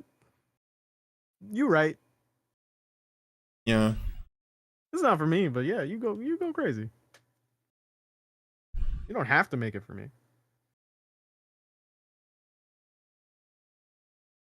Like I also also do. just like Yeah, go the ahead. idea of like taking like a movie by Andrei Tarkovsky and like making a release of the movie that has like subtitles on the bottom explaining what's going on. Like, no, don't do that. You're missing the point. The point of those movies is that you have to pay attention to understand the subtext because he's not telling you anything directly. Like, do we need Yeah. like little boxes popping up or like the bottom telling you what's going on? Why this character is like, why you're?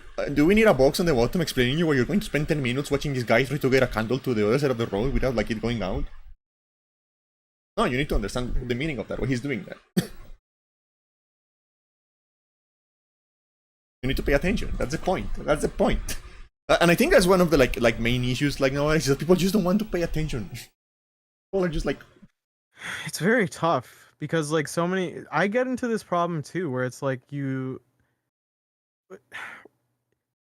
when there is so much you feel in terms of like again this goes back to backlog, right? When you feel like you have so much to do, when you start experiencing one thing, you kind of get into that anxious habit of I got to finish this to get to the next thing, which is a problem. It's very hard to get out of that mindset and you just know, experience what's in front of you. And that makes you start cutting corners in terms of attention and appreciation for the thing in front of you. If it's reading a book, you might start skimming, right? It can also be like the lowered attention span for like the brain rot shit that we've kind of gone through too. But like there are times where like I can totally see myself in a situation where I'm like playing a game and maybe some of the finer plot points aren't hitting me because I'm zoning out, which is a problem. yeah, It's a general problem.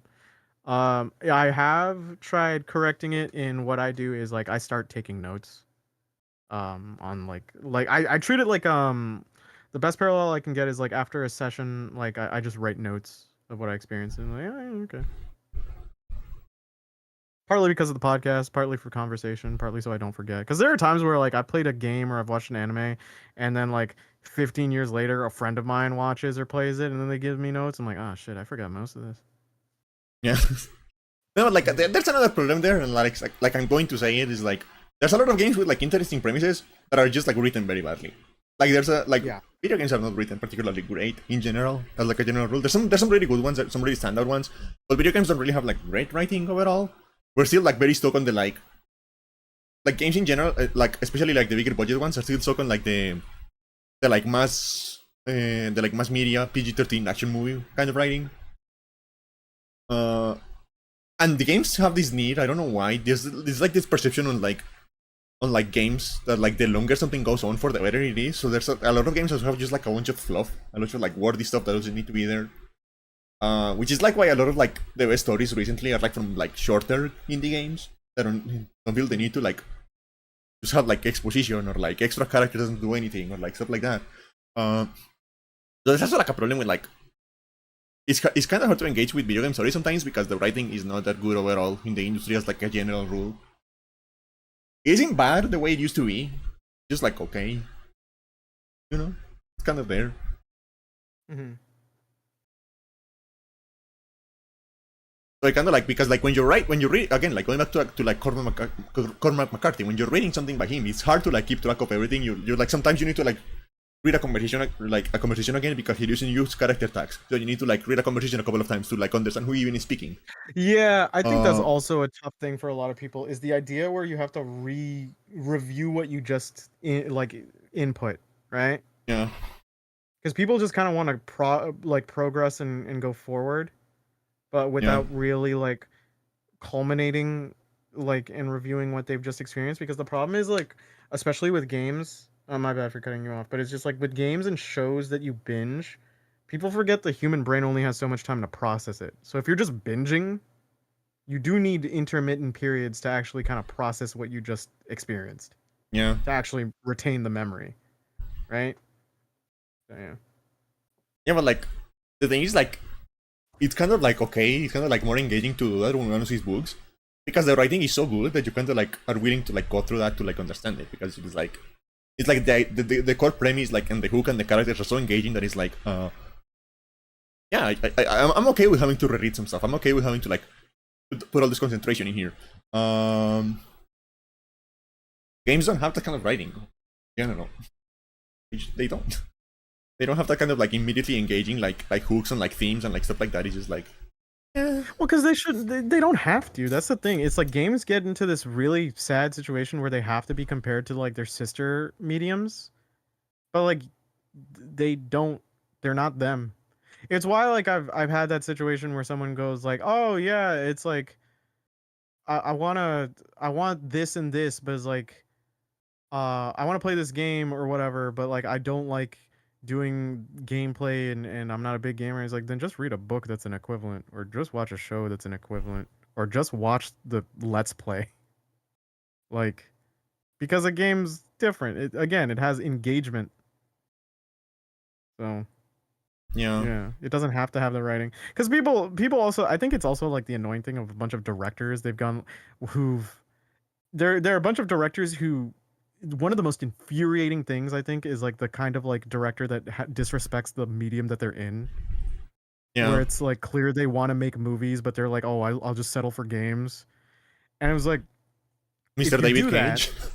yeah, it's like if you do that, that's going to influence your medium in a way that's going to just I like kind of it can maybe be experimental and bring something new, or it can kind of alienate the audience that's experiencing it.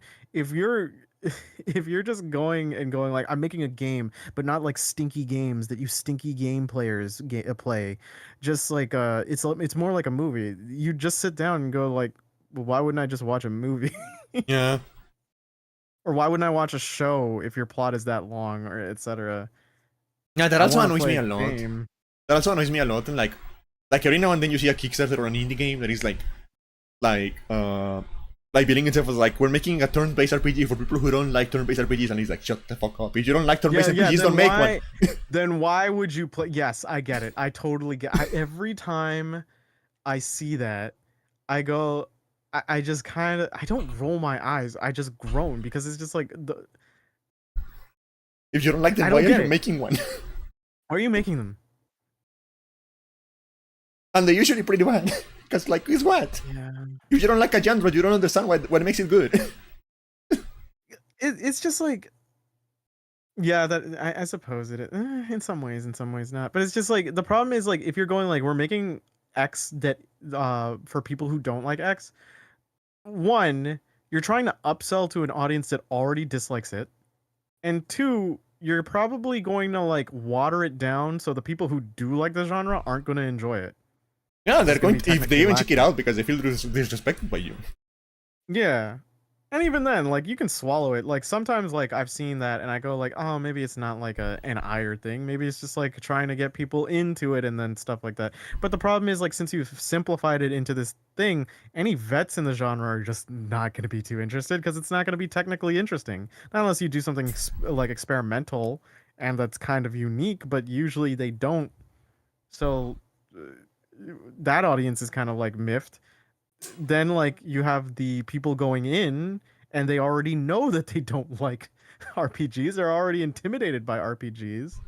And then you've given them a watered down one, which is fine. But the problem is if you do that, chances are like you might be you might be messing with their engagement, which is like the whole point of a game, right? If you don't feel that challenge like into a one-to-one, like we've talked about flow state and stuff, it's Yeah, going to feel like a chore. And all that game is going to feel like is a conveyance of your story. And at that point, if you just want to convey your story to me, you might as well just give me a visual novel, yeah, not an RPG. yeah, So I don't know. I think it's also because of the fact that like RPG Maker is one of the most accessible like game dev like tools that someone can make, right? They can use yeah, along with like Ren'Py. So it's just like one of those two genres, visual novel or RPG. And then with RPG, you can make the argument it's like it's a little more engaging. You feel like you're part of it. And it's like, yeah, totally. But like, if your whole thing is like, hey, you know who we're gonna pitch to? We're gonna pitch to the audience that we're gonna be like that don't like the thing, and we'll be like, and we're making it so you still don't like the thing? Question mark. yeah. It's They're just yeah. there's just genre like you're allowed to not like things in this current day. Like you don't have to be invested in everything. There are genres that I will never touch. Like I I respect rhythm games, but no, I'm Oh, good. oh, I love rhythm games. That's the fun. Yeah, you love rhythm games, and that's totally valid. I'm not touching them. You know what my Osu experience was? What? My Osu experience was like, oh yeah, I'll try it out. Then I downloaded a track, and then I saw a bunch of different, like I underestimated, and I was like, dear God, the type of fiend who plays this would Yeah, be the thing is perfect at like, fighting games. were you playing it with the mouse? Yeah, Yeah, that's the problem. yeah. I've seen people play Osu and rhythm games on a touchscreen, and they have a more fun time. No, for us, you need a drawing tablet. It was designed for drawing tablets. Okay, that might be it, but like, yeah.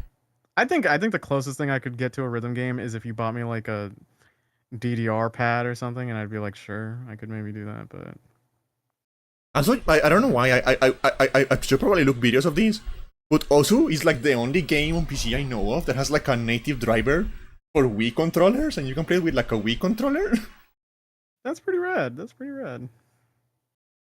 You know, I'm trying to think of other genres I could not. Oh, Is that even shooters. legal? I'm not big on shooters. I think it is. I think it doesn't matter. I Just mean, having the Nintendo hasn't driver done for the anything to them, so accessibility. that's the way. Yeah, having the driver doesn't mean anything. Like, it's just like that's an option for support. It's not like trying to take sales away from Nintendo.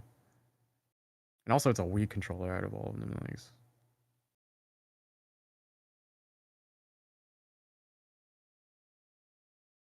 Oh yeah, I'm replacing my. Speaking of controllers, I'm replacing. I am finally, after I don't know how many years, I'm replacing my PS4 controller Okay. because the stick is drifting With what? with a PS5 controller. Okay. Tell me how it goes. I don't mind the DualSense 5. I don't mind it. The thing is, like, I am kind of stuck with Sony controllers now, because the way I play games, Layouts, I'm just used to the features, man. I'm just used to like the features. Yeah. I use the touchscreen a lot. I use the gyro a lot. I need a controller with a touchscreen and a gyro. We talked about this before. Like I've gotten into the problematic situation where I have a PC controller and it goes on the regular layout for XYAB, and then my brain has to take a moment to auto translate that to PlayStation buttons in my head. Oh, I'm used to that because like I grew up Yeah, playing. I grew up playing like yeah, emulators, so my brain is just like used to like north, south, west. yeah, I'm not. So like I really wish more games could just I do prefer the DualSense 5 over the DualShock 4. But like I really wish Steam just had like an immediate setup where it's like just default you choose the button prompts. Maybe it does. I have to check into it again. No, Yeah. there has to be a per game thing. They have to like include the art side of the game and stuff. Yeah. No, because like there are plenty of games that do that now. I'm Yeah. talking about like if there was like a thing where it's like, oh, modern toggle, and I'm like, oh yeah, okay. But like I don't think it does. I think like because most games just scan it and go like, oh, we'll just use these icons Yeah. and you can't change it. Whereas like for me, it's just like I know where all the positions of those buttons are. If I just saw the prompt on screen, I could automatically do it out of muscle reflex, but I can't. My brain has to constantly have me look down, or I have to manually remember by a millisecond. Like, oh, Y is triangle. How about you feel about games just like keeping with like universal controller prompts? What do you mean universal control? Like just all of them? No, let me try to find an example. My browser is being slow, so give me a second. It's all good. Yeah, so here's one. So like instead of like showing you like the face buttons, like the icon of the face button, where is open image on a new tab?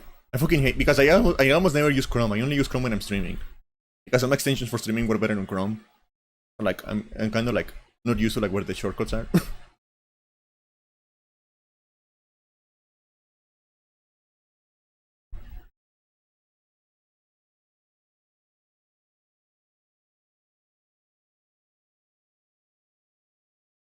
Open.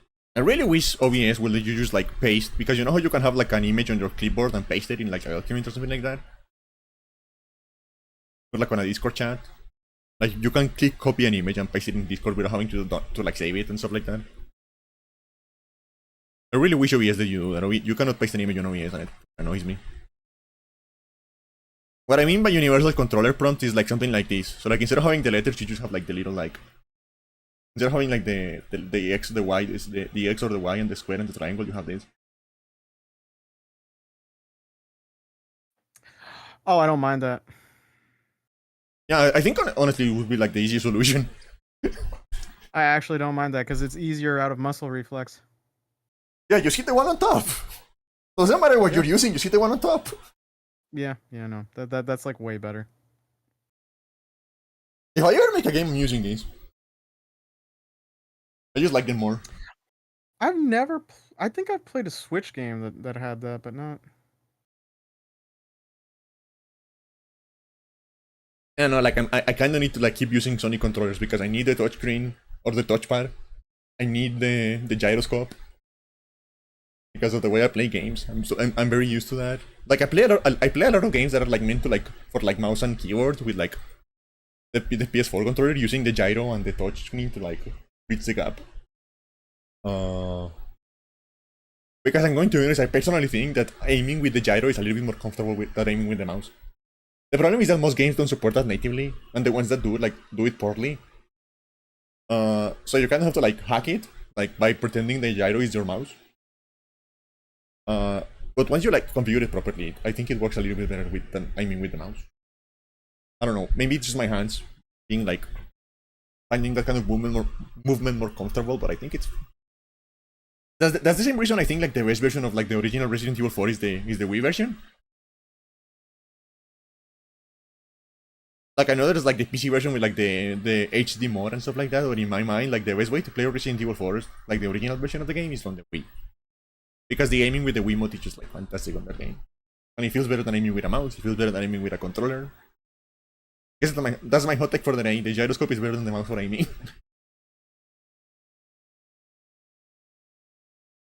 Have you ever tried gyro aiming? Or is that like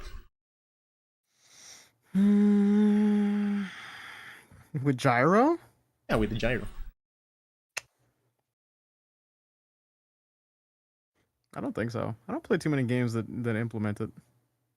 Yeah, I use like an external software to like make the computer think the gyro is a mouse. That's pretty. Yeah, okay. Yeah. And I play a lot of games like that. It's more comfortable in my opinion. It feels better than a mouse.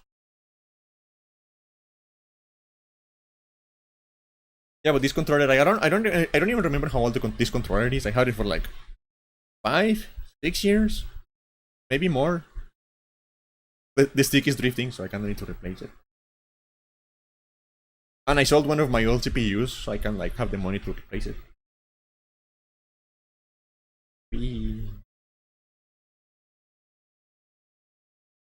I don't know. Like I know a lot of people are used to like the other way, but for me, like one of the main appeals of like the Sony controllers is the fact that the sticks are together, and like on the same like level. Instead of like being asymmetric. That makes more sense for my brain. And I have gotten into like actual like straight up fight with people over this, or the fact that like they think like having like one stick up and one stick down like the Xbox controller is better. In my brain, having the sticks the like asymmetry? yeah. I don't like the asymmetry. We had arguments with our friend from our server about it. I don't like the stick asymmetry. Yeah, me neither. Because like, yeah. Do Xbox controllers have good D-pads now? Also, I think the later ones do. Because I remember I used an Xbox 360 controller for a while, and the D-pad was horrible. I will say like I have mixed feelings about the Sony line of D-pads because like they can range from pretty like the PS3 ones wasn't too good, the DS4 was pretty good, and like the PS5s is decent. Like decent. Yeah. I'll do like quarter circle motions and I'll be like, yeah, okay, yeah, it works. Yeah, that works. That feels okay. Yeah, it works. I also use my.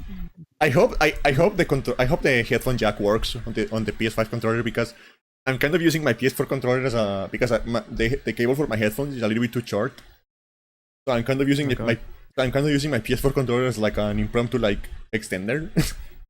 I think one of the reasons why I decided to get a dedicated PC controller was instead of just reusing my DS5 for it, is just like as someone who records video, the amount of times that thing messes up with my audio setup is like Yeah. annoying because sometimes OBS will start like freaking the fuck out. I'm like, why? And he's like, I automatically logged your PlayStation speaker as your go-to speaker, and it's like, why would you do that? No one asked you to do that, OBS.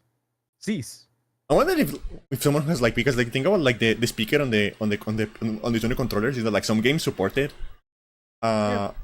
But there is no way to like use it as an actual speaker on your computer. You need to use the headphone jack. Yeah. Well, And I'm kind of wondering if someone has like figured out a way to hack it already. Because it would be really funny to like just like play music through that like tiny little CD speaker. Because that speaker is just terrible. Like it's a really bad speaker.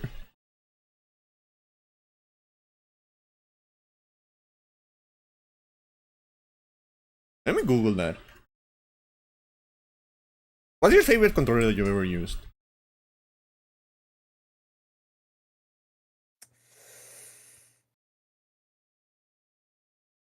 trying to think.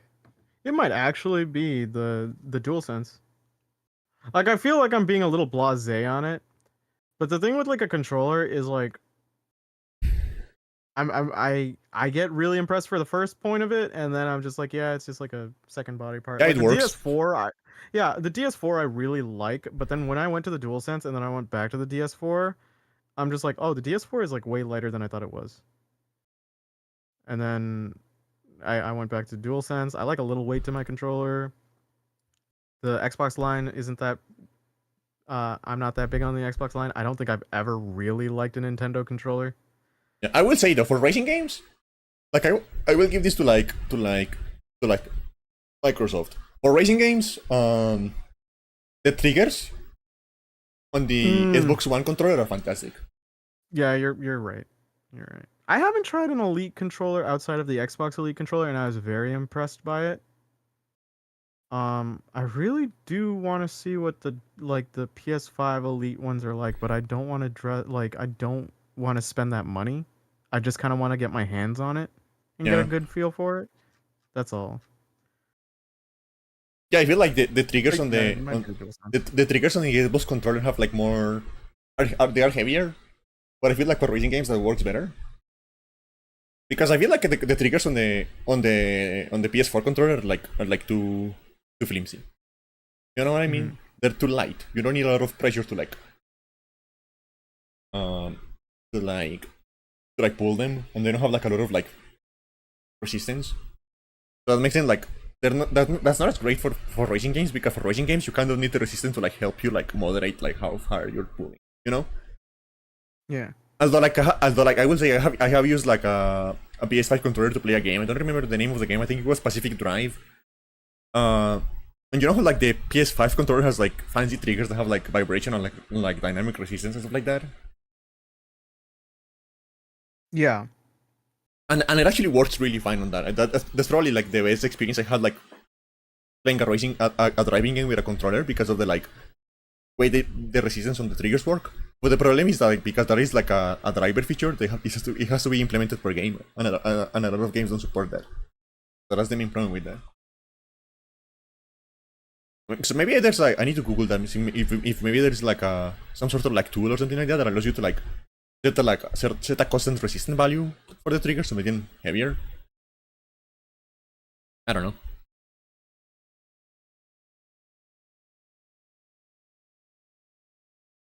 I'm trying to remember what other controllers I have used.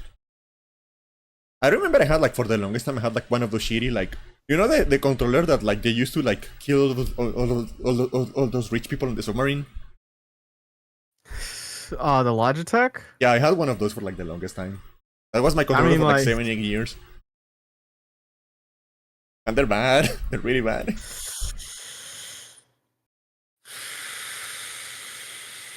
yeah, yeah, they are. And like I don't understand how they were expecting to be able to steer a submarine with that, because like the sticks on those controllers are not responsive at all. I I'm just gonna put it out there. If I had to go in a submarine and a guy told me like he's using a game controller to begin with, No, I mean, like, I wouldn't mind it because I know that, like, I know, for example, that the American Army uses Xbox controllers to, like, drive their drones. Yeah, but I'm just saying there's a difference between like for drones because I'm not in the drone. Yeah, that's the point of drones. But for the submarine, I'm going in the ocean with atmospheric pressure Under the sea. under the sea. And it's just like if the dude is just like, don't worry, I just like clocked in a lot of time on Steam. I'm just like, hey yo, what? But then again, that wasn't like the worst part of that goddamn. I'm just letting you know I have. submarine. You're totally safe. I have 1,000 hours on Euro Truck Simulator 2. We're fine. Yeah. I mean, funny enough, the controller wasn't the issue. It was the fact that he dived in this thing 2 times before, and it was already poorly made, and so the atmospheric pressure just like crumpled it on the 3rd time. I have always had like this like weird desire to like. I kind of wish there was a way to feel what it feels like to like die certain kinds of deaths without like actually like being gone forever. Dying. You know what I mean? Yeah. Because like there's you could just experience what it's like. Yeah, because a part of me has always like, okay, what does it feel to like be compressed like that? Like, There's a JoJo villain. What's the actual experience for who that? has that. There's a JoJo villain that they take out with that. He's just forced to experience every different kind of death there is for eternity. Like the Biford Dolphin disaster. Do you know that one? What? Do you know the Biford Dolphin disaster? Are you aware of that one?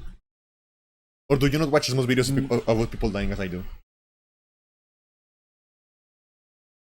It was a thing that like I think I got like a message from someone who is clearly hacked. So I'm just gonna block this person. Oh no. There we go. I don't know what's been happening. Like more people I know have been getting hacked. Oh yeah, there's been a lot of hacks on Discord lately. I don't know why. I'm just not clicking anything. I'm just not clicking anything, man. Everyone, please use 2-factor authentication, and please do not click links that you do not know. This is... Please. Yeah. And like, what was I going to say? Oh yeah, are you familiar with the Biford Dolphin disaster? The what for dolphin disaster? The Biford Dolphin disaster? No. It was like this, like... Do you know what saturation diving is? Yeah, I know what expedition diving is. No, saturation diving. Saturation diving. Saturation diving? No. No. Basically, what they do is like they need to go like way too deep. So they have to like do it slowly to like adapt to the pressure and like let the like blood and stuff like that like adapt. So what they do is instead of like doing that a lot of like wasting a lot of time doing that like over and over again, they set up a base underwater and the divers spend like 2 months over there. They go down once and then they live underwater for a while and then they have to come back in. But like when they come back up, there is like a whole process because the pressure in the little capsule they use to like go up and down is different than the surface pressure. So there's a whole process where they have to like let the pressure go out and like use a lot of like different like sets of gates and like seals and machinery and stuff like that to get them out safely. Yeah. And there was this one disaster where like they did that wrong and they left a wrong door open. And what happened is like because of the differential in pressure, there was like explosive decompression, and a guy got pulled. What the heck? Mm-hmm. An entire whole adult man got pulled through a hole that was like the size of a pinhole. No, not a pinhole, but like a couple of inches. Oh, you're talking about the Japanese dude or no. dude or something? No, it was. I remember there was a guy who oiled up and he did in prison. No, but like but it was like in a second. So this guy basically got pushed through like this tiny hole and turned into paste. Oh, I know this story. I do know this story. I thought you were talking about an escapist thing. Yeah, okay. And I don't know. Like I remember this. I wish there was a way to feel what that feels like without actually dying, because I'm really curious what that experience is like. Like, what does decapitation feels like? I want to know what decapitation feels like without actually dying. What is with you? I just like it just seems so like extreme and so out there that it's like I don't know. It's like I kind of I know it's a weird thing of me, and it's not a sexual thing. I can guarantee you that it's not a sexual thing. Uh, but it's like every now and then I see a story about like someone dying like a really horrible death, and I'm like, I wonder how that feels like. I wonder what do you like? Do you even like feel it at some point? Like if it's fast enough, do you even feel it? Like, Well, what's the I think experience like? there's certain brain activity. So like there's like that thing where it's like if you're beheaded, your brain has like maybe I forget like a set amount of time before like the blood doesn't flow to it anymore, and it doesn't process anything anymore. But it's like there is a period of time where it does. So I guess like I would be interested in what like the final thoughts are of like someone who just got guillotined, because that's an interesting perspective to have.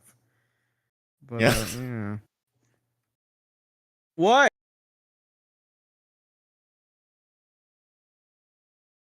Hold on a second. Okay.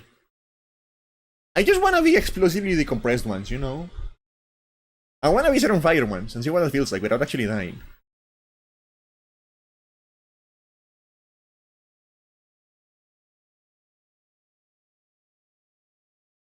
Uh, Hold on, I had to like spray like that spray onto my dog's hot spot. He's okay. itchy on. He because he was eyeing it. He's like, I'ma lick it. I'm like, you'll infect it if you lick it.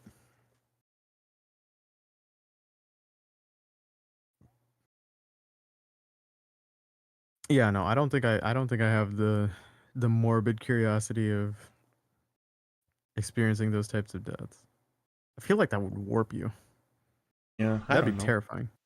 I mean, I'm a pretty like yeah, because I don't know if it's because of the amount of like actual deaths I saw when I was growing up. Um, Okay. but I kind of have like a weird perspective about death and like violence and gore and stuff like that. Like I Hmm. think that this is one of the main reasons I like horror games don't really work on me. Is because in my for me, fake gore, any kind of fake gore, is really funny. Yeah. Well, to be fair, like with gore and like in media doesn't affect me because like my brain can intrinsically know that there are no stakes there and it's not real. Yeah, But it's like if I were to observe the real, I like that's more horrifying because of the context that's there. yeah, It's more horrifying as a context to know that like the person you just saw is like out and like completely gone forever. yeah. And it's So like, like yeah. but like I think it's for me that like fake gore is like actively funny. It isn't just like it doesn't like affect me. It is like actively funny. So I'm playing a horror game and I'm like Mhm. laughing at the deaths because it's actually really funny. Yeah. Because like Yeah. because for example, because I know stuff. I like for example when we were talking about earlier about that manga you were reading, right? Oh, I didn't mention it in my week. Yeah, I read the. I don't want to propagate these mangas too much because like it is heavy gore, but they're like interestingly written. So I'm talking about like manga made by Mizuta Makoto, and they are very gory and like dark on topics, and it's kind of like a morbid curiosity as you read them. Yeah, But it's like it's one of the few times gore in media does shake me because it's like it's much. There's no I think okay, wait. Just like the build up so I can let you get to your point. Gore that has like the build up for like the sort of catharsis of the gore to the villain or like the horror that's like built up can start losing its impact because you're already preparing for it. In the series that I've seen, it is the horror in like something that you would see in warfare where a person's just killed instantly. yeah, There's no fanfare, there's no nothing, and that is chilling in its own way. So yeah. yeah. No, like I'm just like you were talking about this scene, the scene you were talking about. You were talking about how they were about to like crush someone's Oh, head with a cinder block. that would yeah that was the latest chapter was really stupid. A guy kicked another guy's head off in a fight, which is really dumb. We're all consider like all their next chapter hasn't come out. Half of us are like convinced it's just like a hallucination, and the other half are like, nah, maybe he did though.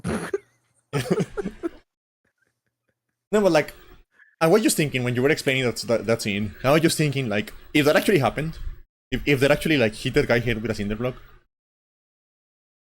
Yeah, like smashed it in and he's hallucinating it. That could be likely. That's what a lot of people think. No, but like I'm just thinking because like I'm just thinking they probably got it wrong because I have seen it and I know exactly what it looks like when someone gets their head crossed with a cinder block and nobody gets it right.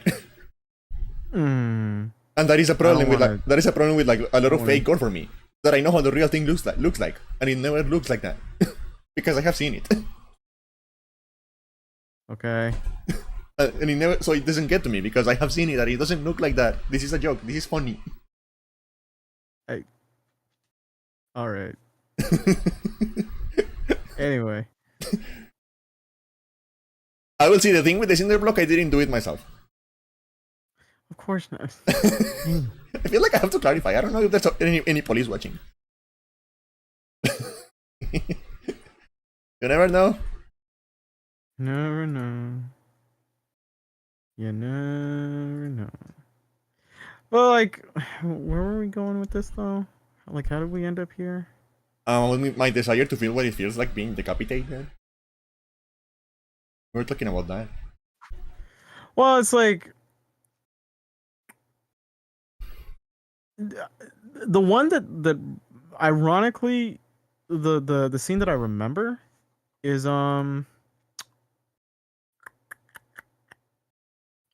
God, it's from the Assassin's Creed trailer for Unity Yeah. because they behead a Frenchman, and then you see the camera perspective from him, Oh yeah. and just like him blacking out as he sees as they're holding his head, and I thought that like when I watched that, it seemed so interesting as an idea Yeah. because it's like why would you put that why would you put that perspective? And it's like, yeah, it's something different. I mean, it's cool. It's cool. And I really wish there was a way to like know what actually happens in the brain. I don't know if I do, but hey. You know what? You know what the funniest part is though? Like, no, not the funniest, but like the most ironic part What? is that when you actually like look at like the consequences and what happens in the body and the ways it can go wrong, the ways it can go wrong. Uh, the guillotine is like still to this day the most humane way of killing someone we have invented. Well, because it's very fast. Yeah. Yeah. Because like the problem is that we have this obsession with like looking like clean as a society, right? Okay. Looking like medical and scientific. So a lot of people think that like the lethal injection is like the best way to execute someone like humanely, but it isn't. Because if you actually read about what's happening in a lethal injection, what happens is like the first medicine they put on the person paralyzes them. It doesn't numb them. It doesn't put them on sleep. It just paralyzes them. So they still feel it. Oh. So they're still feeling everything. They just cannot move, and or scream or anything like that. And then the second medicine they put on them that actually heals them, it doesn't just like make the heart stop or anything. It kind of like burns them from the inside. So they're like kind of like being born from the inside, but they're paralyzed, so they kind of scream about it, or they cannot move. They cannot like ask for help. So it looks clean to people outside, but it's actually like a horrible way to die, and it takes like 15 minutes to happen.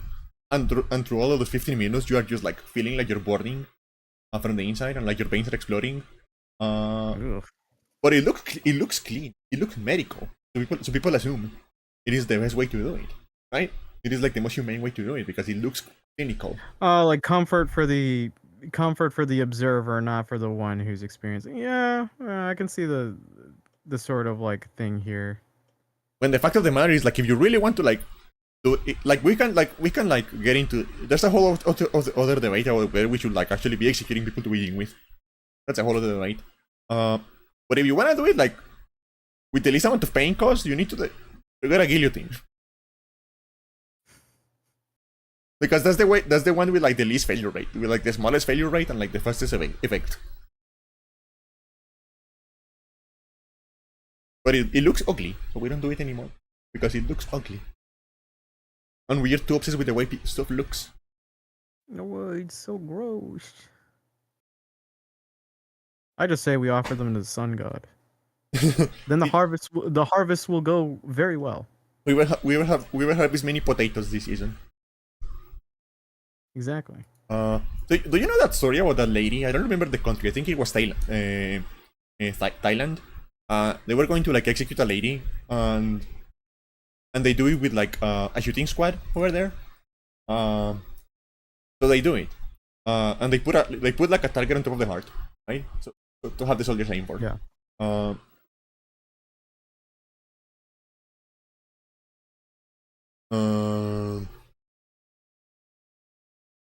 uh, so the soldiers do the thing, and they shoot it, and they hit the target, and she falls down. So they take her to the morgue or whatever, and then she wakes up again. And he's like, "What the fuck? Why are you alive? They shoot you in the heart. Why are you? Why are you alive?" And then they take her to the hospital, and they do like a scan on her, and they realize like she has like some weird like condition where all of her organs are on the other side. Oh yeah, yeah. So They're that I know that condition. so they didn't hit her heart because her heart was on the other side. Yeah, and then she woke up screaming. Yeah. And then they brought her out to do the firing range again on the correct alignment. Yeah, he's like, yeah, we're going to kill you. Yeah. Okay. Yeah. I remember this story. That's a very famous story. And again, like what Kila is saying again, like there's a whole other debate about whether we should be doing executions to begin with. I have very mixed feelings about that. Because I'm a very big fan of because a lot of justice nowadays is designed to be like to be around reform, right? Mm-hmm. To be about reforming and repairing. And I am a very big fan of justice that is about retribution. That's where we disagree, but yeah, it's fine. And I think that's one of the reasons like heroes that don't kill people annoy me so much. No, we've had this conversation many times. It's something we won't look eye We to will eye never agree at. on this, yeah, we know. We will never agree at it, and there's no point in us debating it. But it's just like I can understand in some context, because like there are some scenarios where it's just like, yeah, I could totally get it if like some dude who's just like there's like, and if as soon as I let go, I'm let go, I'll kill again. I'm like, yeah, I could see you're not making a good point for yourself Yeah. to So keep like, you around. But so like my thoughts on the death penalty are really weird because I don't think they. I think there's some people who need to be permanently removed, right? I think that in there like the cases are like rare. It's not a lot of people. But there's some people who need to be permanently removed. The problem is that I don't trust the government to do it. Mm-hmm. I think the system is too flawed to do it to let the government do it.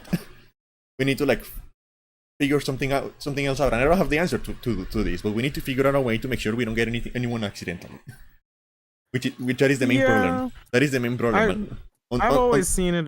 Yeah, I've always seen the situation. Oh, go ahead. Under the current like justice system, it's too easy to kill someone accidentally, and that is the problem. If we figure out a way to like do a justice system where we never get anyone by accident, where we always are 100% sure that the guy who did it, then I'm okay with executions for certain crimes. This is an interesting podcast to be having.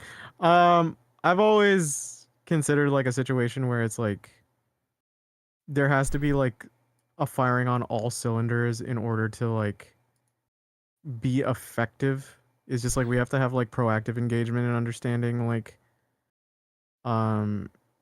in understanding these things, just like, okay, yeah, you have to teach like the finer nuances of all this stuff. You have to actually punish people who deserve it, right? Yeah. And you also have to have like an engagement situation of just like, yes, you have to have talks with these. You have to study these things and you have to look into them to prevent things like that. Because like justice by reform and retribution still just have the caveat. That's the unfortunate thing is someone had to get hurt for this process. Yeah. And the important thing is we should really create like just an entire system. Is like, yes, the people who do terrible shit get their comeuppance in one way or another, but we also have to like find ways to make sure that we prevent those things happening to the best we can further from that point on. Uh-huh. No, like I have like some very interesting like opinions about like justice and stuff like that because my perspective put me on a point where I'm like half of the crimes we punish nowadays I feel they shouldn't be punished or should be punished like way like lighter, but then the other half I think we're not punishing them enough. I get what you're saying. I do. But like for example, I think like it's a very like nuanced topic.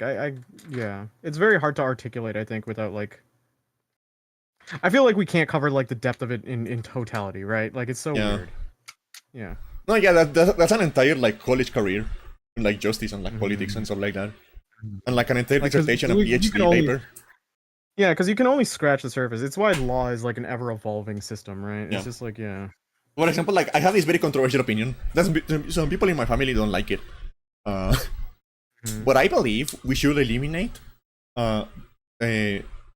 driving under the influence as a separate crime, right? driving under as a separate crime. What do you mean separate crime? As an independent crime, we should eliminate it, and instead we should fold it into attempted murder.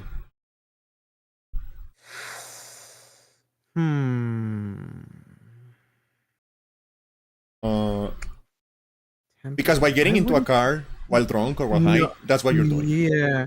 And it should be punished like attempted murder and like 10 years in jail. Fuck you. It's an interesting one because on one hand, yes, reducing drunk driving is a big thing, and there should be some harsher punishments. I do think resource on jail time for it might be tough because like I think it really depends on the severity, right? Because like if an accident happens, sure, right, like obviously get the full extent of your negligence, but like if you get caught and thank God nobody got hurt, I think what you should do is you should have your license just permanently removed. They're just going to drive without a license, dude. They don't care. Yeah, but it's well, no, but like, yeah, and then at that point, then your punishment is just completely like, yeah, fuck you, and to the highest extent, because it's just like, there's just like, okay, legally speaking, you can't, and then if they did again, then it's like, okay, yeah, no, you get your high penalty here. Yeah. Yeah. And I also have like a thing where like, I believe in like the idea of like allocating resources based on like emergency resources based on like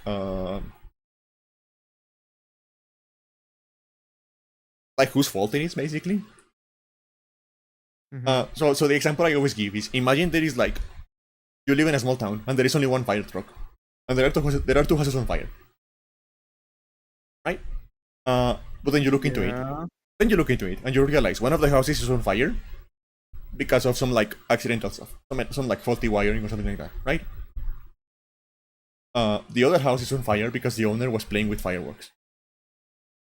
I think what should happen is that the one fire truck we have should go to the house that was an accident. And the other guy can figure it out for himself. Because it's your fault. You were stupid. You know what happens when you play with fireworks. Andy, I'm gonna have to disagree with you. I feel like this is starting to get a little too obtuse. This is I'm gonna put a line in the sand here of just like this podcast has escalated into a weird part where it's your weird fringe corner, and it's just like this is highly situational, one, and two, like the fault of it is like, yes, there can be ignorance, but at the same time it's like there's context that has to be thrown in these situations. You can't have it. And like when someone goes like, okay, but what if I fleshed out the situation more, it's like then it gets more specific for you to be obtuse. Yeah. So I'll just say like I disagree. I can get it on limited resources. I think in this situation, like what if it's a kid playing with fireworks and these poor parents don't know and they're asleep? Or what if right, there's just so many layers. Why are they on secure fireworks in your house? Yeah, but like at the same time, that's like your fault, these contexts, but people don't deserve to die for it, Candy. That's psychotic. So just like, yeah, I'll disagree with you hard on this. I'm sorry. Yeah, I know. I know this is a fringe opinion, I know. No, I think this is like legit, like bordering on like this is no, like yeah, but like yeah, but like yeah. I'm sorry, like getting into like very serious like conversations and stuff like this when it's just so abstract is like tough, but like Yeah, I I don't know. know. I've just always had the opinion where it's just like I can't write off lives. I just can't. That's just built into me since I was young. I just Yeah. it's weird. It can be naively optimistic or something like that, but I don't I can't go that route because that's such a dangerous hill to start going down on. So, yeah, it's just to me. Yeah, like I'm I not. know I know I'm on I get my lists. shit for it, but yeah, I know I get my shit for it, but I was like, yeah. Also, you just said you don't trust people to judge people enough accurately any amount of time. Why would you suddenly trust them if they only have enough time to get in a track? I mean, yeah, true. It's just like, Yeah. because these case scenarios, there's just so much. Like you could find out one thing in the context, and you could find out something later in the context that completely flips it, and then you go like, well, we regret this decision now because we were operating on the information we had then. Like, no system is perfect, sadly, Yeah. but it's just like I think an effort needs to be made to just like try getting the full picture, operating the best we can, making sure that we can like account for situations. Some people make mistakes, and like sure, if it's like I think I can. I won't say forgive. I think I can at least have a little more sympathy for mistakes that are self-destructive rather than pulling in other people getting hurt. Yeah. And like if that's a situation in your home where maybe you did something stupid, it's like yeah, like I don't want you to die for a mistake. Like and fuck, like that would suck. Like sure, a person like after death would be like that person was stupid, but at the same time, I would be like, yeah, it happens. This sucks. This does suck. Someone died. People could have been in danger. Maybe more people could have died because of one stupid mistake. It's just like, yeah. Like every now and then, like there's like a speed bump right outside my house, right? Mm-hmm. And it is like very clearly marked. It is like painted in floor in like paint that glows in the dark, right? And it is like green, like a very bright green. So you can see it from like quite a distance, right? It is like, and also like there's speed bumps on every fucking corner around here. So like people should just know that there's a speed, you know. But like Yeah. constantly, every day, I hear someone just like braking like crazy to get over the speed bump. I hear like the tires screeching like because like I don't know why they're like are not able to see the giant fucking green thing on the road before they get into this Mm-hmm. corner. I don't know why they're doing that. I do think there are some people who just genuinely do not deserve to have a driver's license. Yeah, and I'm like, you know what? If one of you get into an accident because of that, I'm not going to call the emergency myself. Your problem. You I have braked suppose a while it's ago. yeah. It all varies on the severity of the situation and like what ends up happening. Like I that situation, I would definitely like not have sympathy. I'd still do it because just like maybe I don't have the full picture. Maybe like someone was like driving and then God knows they had like I don't know a stroke and their like their fucking foot was on the pedal.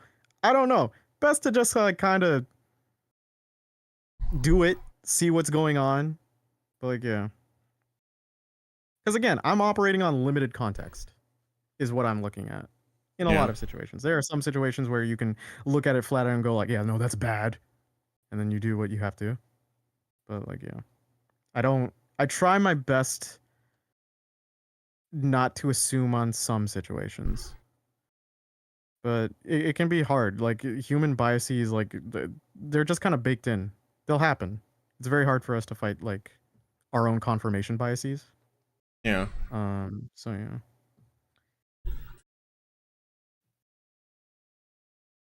Yeah, I know I have like I'm a lot of like. sorry. I would Yeah. probably be a dictator if I were going into politics, to be honest.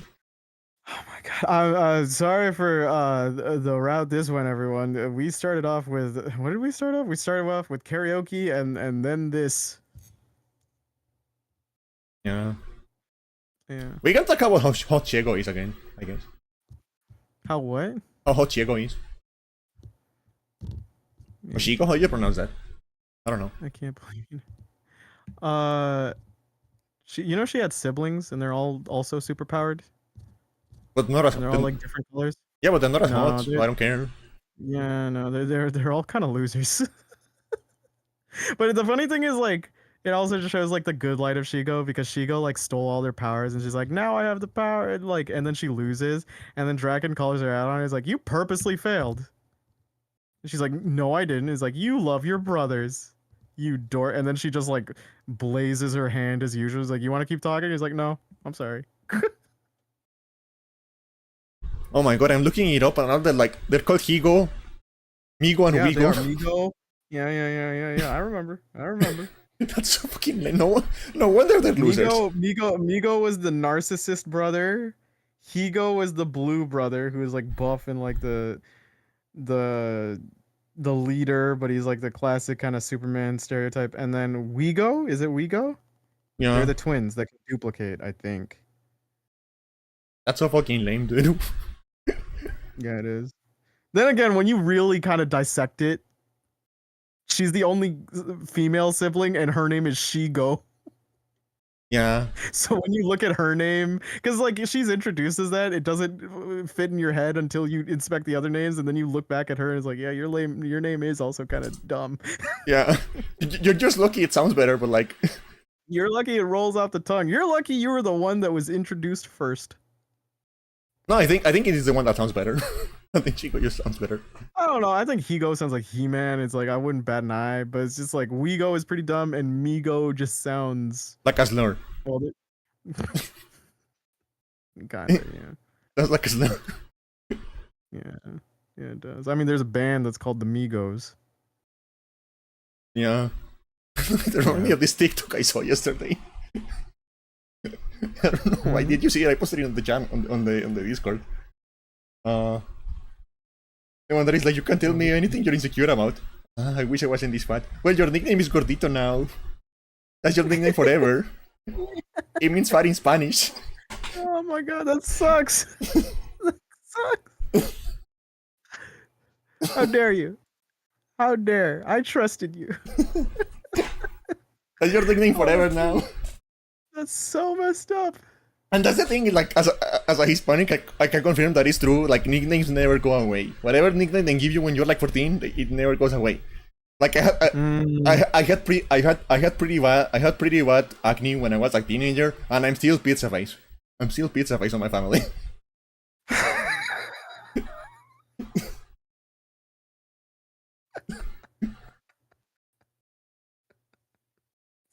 I'm so sorry, kid.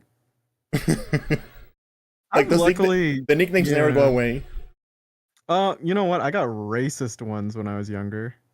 Oof. Yeah, because I was in a predominantly white and Asian elementary and then high school.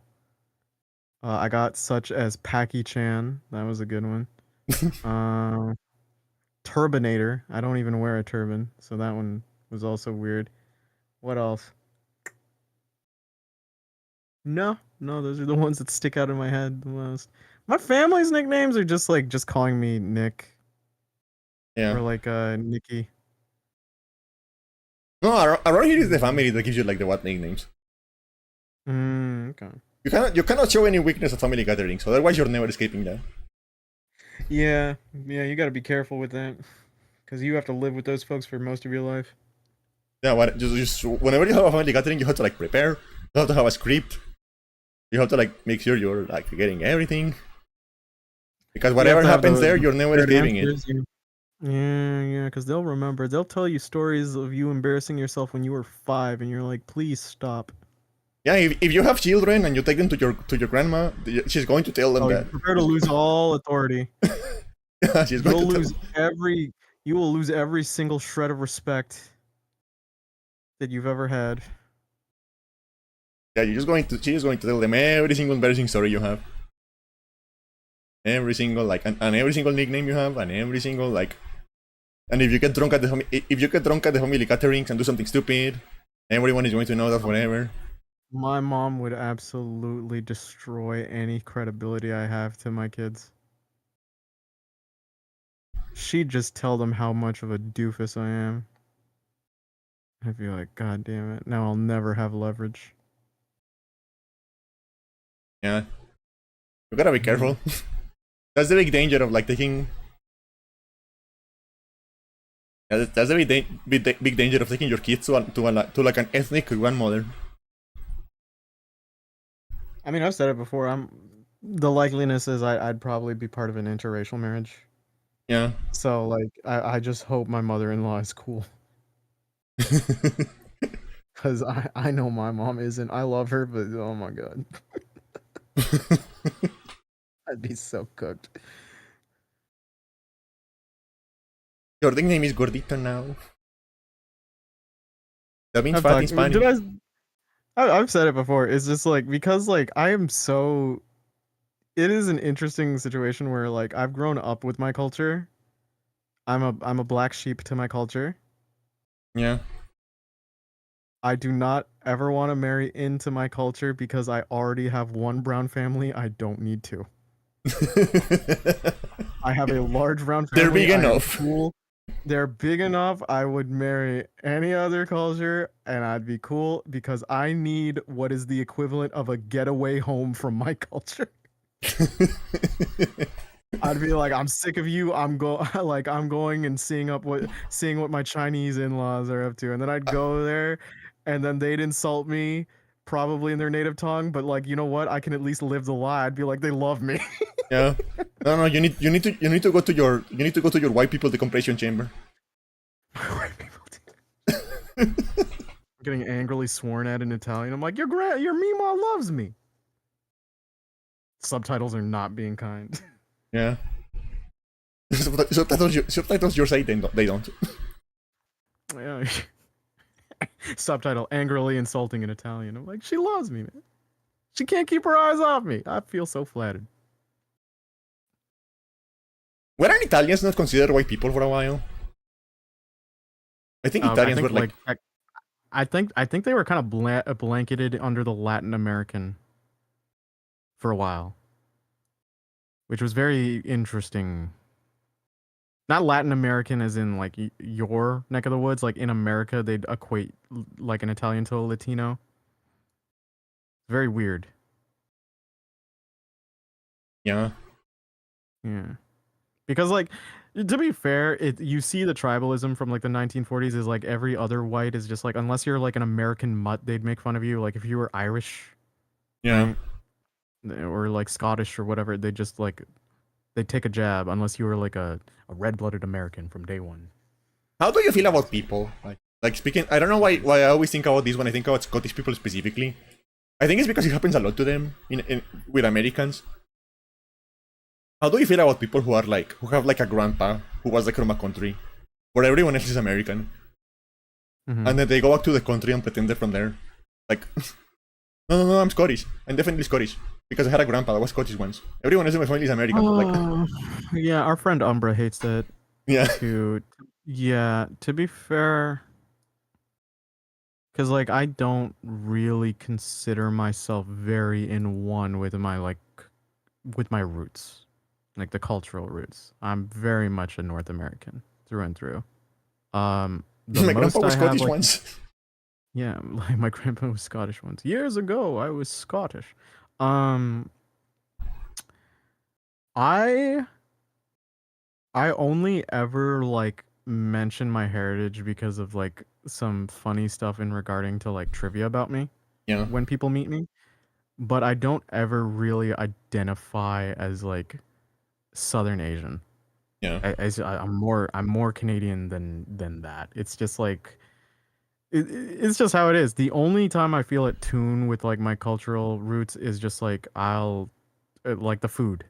yeah, Absolutely adore like the food. I can make the food. I eat it. I know the recipes, etc. It's just like that. But it's like the rest of it, not too much because like I've also grown up with the situation where it's like you see the traditional mindset with cultures and how ugly it can be with that sort of like traditionalism that kind of is just like like conservative nature of a different guise. You know what I mean? yeah, And it's just like I have no interest in that preservation. I'd be cool with like if I had a kid and he wanted to or he or she wanted to wear like Southern Asian fashion, then yeah, cool. I think that's like neat that you would want to emulate some of that stuff and maybe they'd be closer to my mom and my dad through it, but like I don't have much of an interest in it.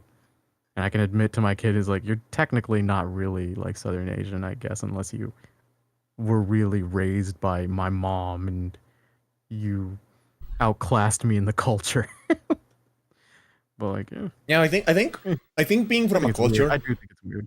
I think being Mhm. from a culture or being uh, from a group or something like that is as much about being like knowing it and like living it and like being raised in it as it is about like blood. Mhm. Uh, Yeah, there are interesting parallels. Yeah, that's the reason. go ahead. That's the reason I never call myself like. I never consider myself like a native person, despite the fact that I have a lot of native blood, and I know exactly what tribe I'm Mhm. from, and I know what tribe I'm from. I know what my name will be. Like I actually know a lot about this stuff because like it is like very close Mhm. to my family tree, and there is a lot of people. Mhm. Uh, but I never consider myself like a native person because I've never engaged with that culture. I never been. Yeah, I yeah. wasn't raised by that. I wasn't like. So I don't consider myself to be like a native person, like an indigenous It's how person. like yeah, it's how like some shows show the difference between an Italian American lifestyle versus an actual Italian lifestyle. Or like there are things you just won't understand in perspective. Like an African American has grown up in a secular environment that has been very unfair to them versus a person who was born and raised in Africa, right? Where it's like ethnicity, you're the majority, right? Completely different experiences. Yeah. So you can't like, you can't really compare the two in that situation. Like you can't have like you can't have a situation where I think like someone from Italian America goes like, "Oh yeah, I'm totally of like my national culture from my like grandparents' roots." It's like your grandparents probably did things very differently in Italy as well. Yeah. So, yeah. Like I'm going to need your expertise, your tips for something. Okay. We can Uh, end the podcast off on this. Yeah, let's go. wait, let me see. Word count. Give me a word count. So as I've been playing every all of the GBA games, right? Yeah, totally. I have been taking notes. I have been like making a little like paragraph of each game. Okay. And what I want to do is I want to like take each like this like every week, for example, every 2 weeks. Just record all of these notes I have, like fix them up a little bit, record them, and then make a video Mhm. with them. Mhm. And you know more about this than I do. So how do you do that? How And is the how do I do workflow? that? What is the workflow? Well, it depends on the format you're going to, like going in Just on like the summation. yeah, just like a short summation of every game, like what it works, what doesn't, a rating. Um, you could do it in two different ways. Since you have the footage. So one, you could do it in shorts format, which would be very easy to pump out.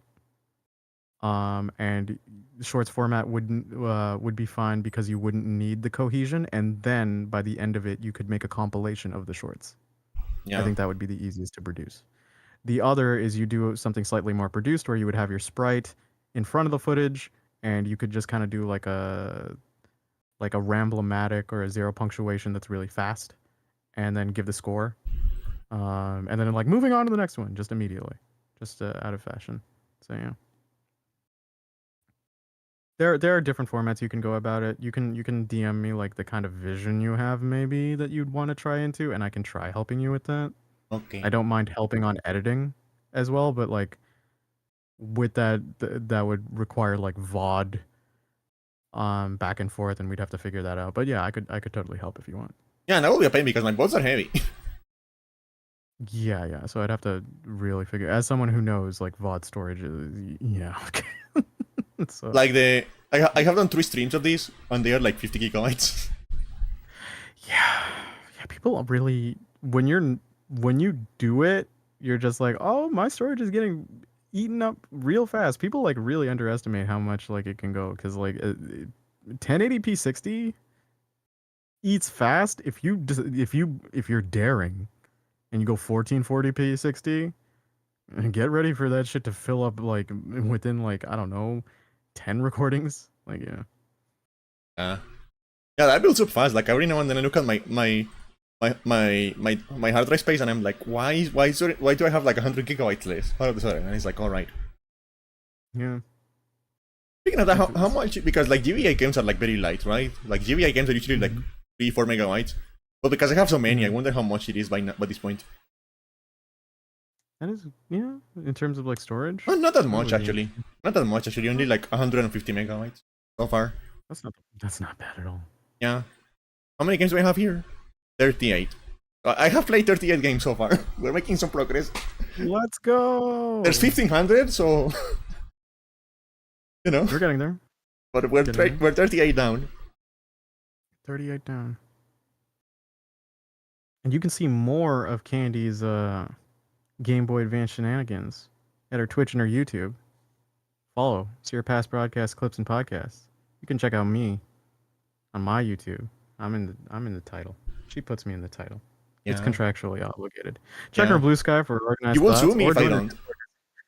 or join her Discord to see her disorganized, or I guess her thoughts. Considering the bot will leave all the links provided. And if you have such feedback for the podcast, like holy crap, we really went into the morality spectrum hard on this one. please stop being a political extremist on Twitch. To which I'll say, I'm trying, but she's getting like a dictator outfit ready, and she kind of looks hot in it. Thanks for listening. Stay safe, happy, and have a wonderful week. Take care, everyone. Love you, Candy. Love you too. Bye. Bye. And there he goes. So yeah, as he said, the links are over there. You can check them out.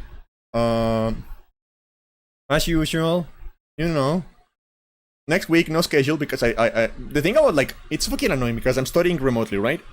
I'm studying remotely, and the thing about like the way it works right now is that they schedule classes like the day before, or like they schedule a class in the morning for the night. So I cannot like set up a specific schedule because I need to like every day I need to like check up like, do I have a class today? Do I have to be on class today? So I cannot put like a specific schedule. So as usual, no schedule for next week. But we're going to continue doing our stupid little GBA thing. We're going to continue doing our stupid little GBA thing. I hope you guys. I hope I see you guys there as I continue with my stupid little experiments that I do for no good reason. Why do I do this to myself? I don't know. But you know, it happens. It is what it is. Oh, I love this game. Let's go here. So we're going to continue with the fucking GBA thing. I may start another game as well. I don't know. Because I kind of need a break from the GBA thing every now and then. I know I have to like put a lot of time into it if I want to finish it in like a timely manner. But I also kind of need a break every now and then because Jesus Christ, a lot of these games are not really good. So I will see you guys. I will see you guys on Monday probably. But yeah, for now, as usual, thank you everyone for stopping by. I hope you have a great day, great night, great rest of your time zone. And I'll see you guys again. Probably on Monday. Most likely on Monday.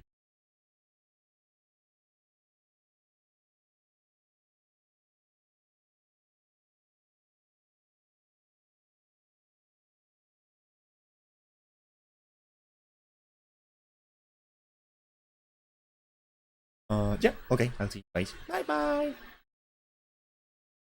Bye bye. Bye.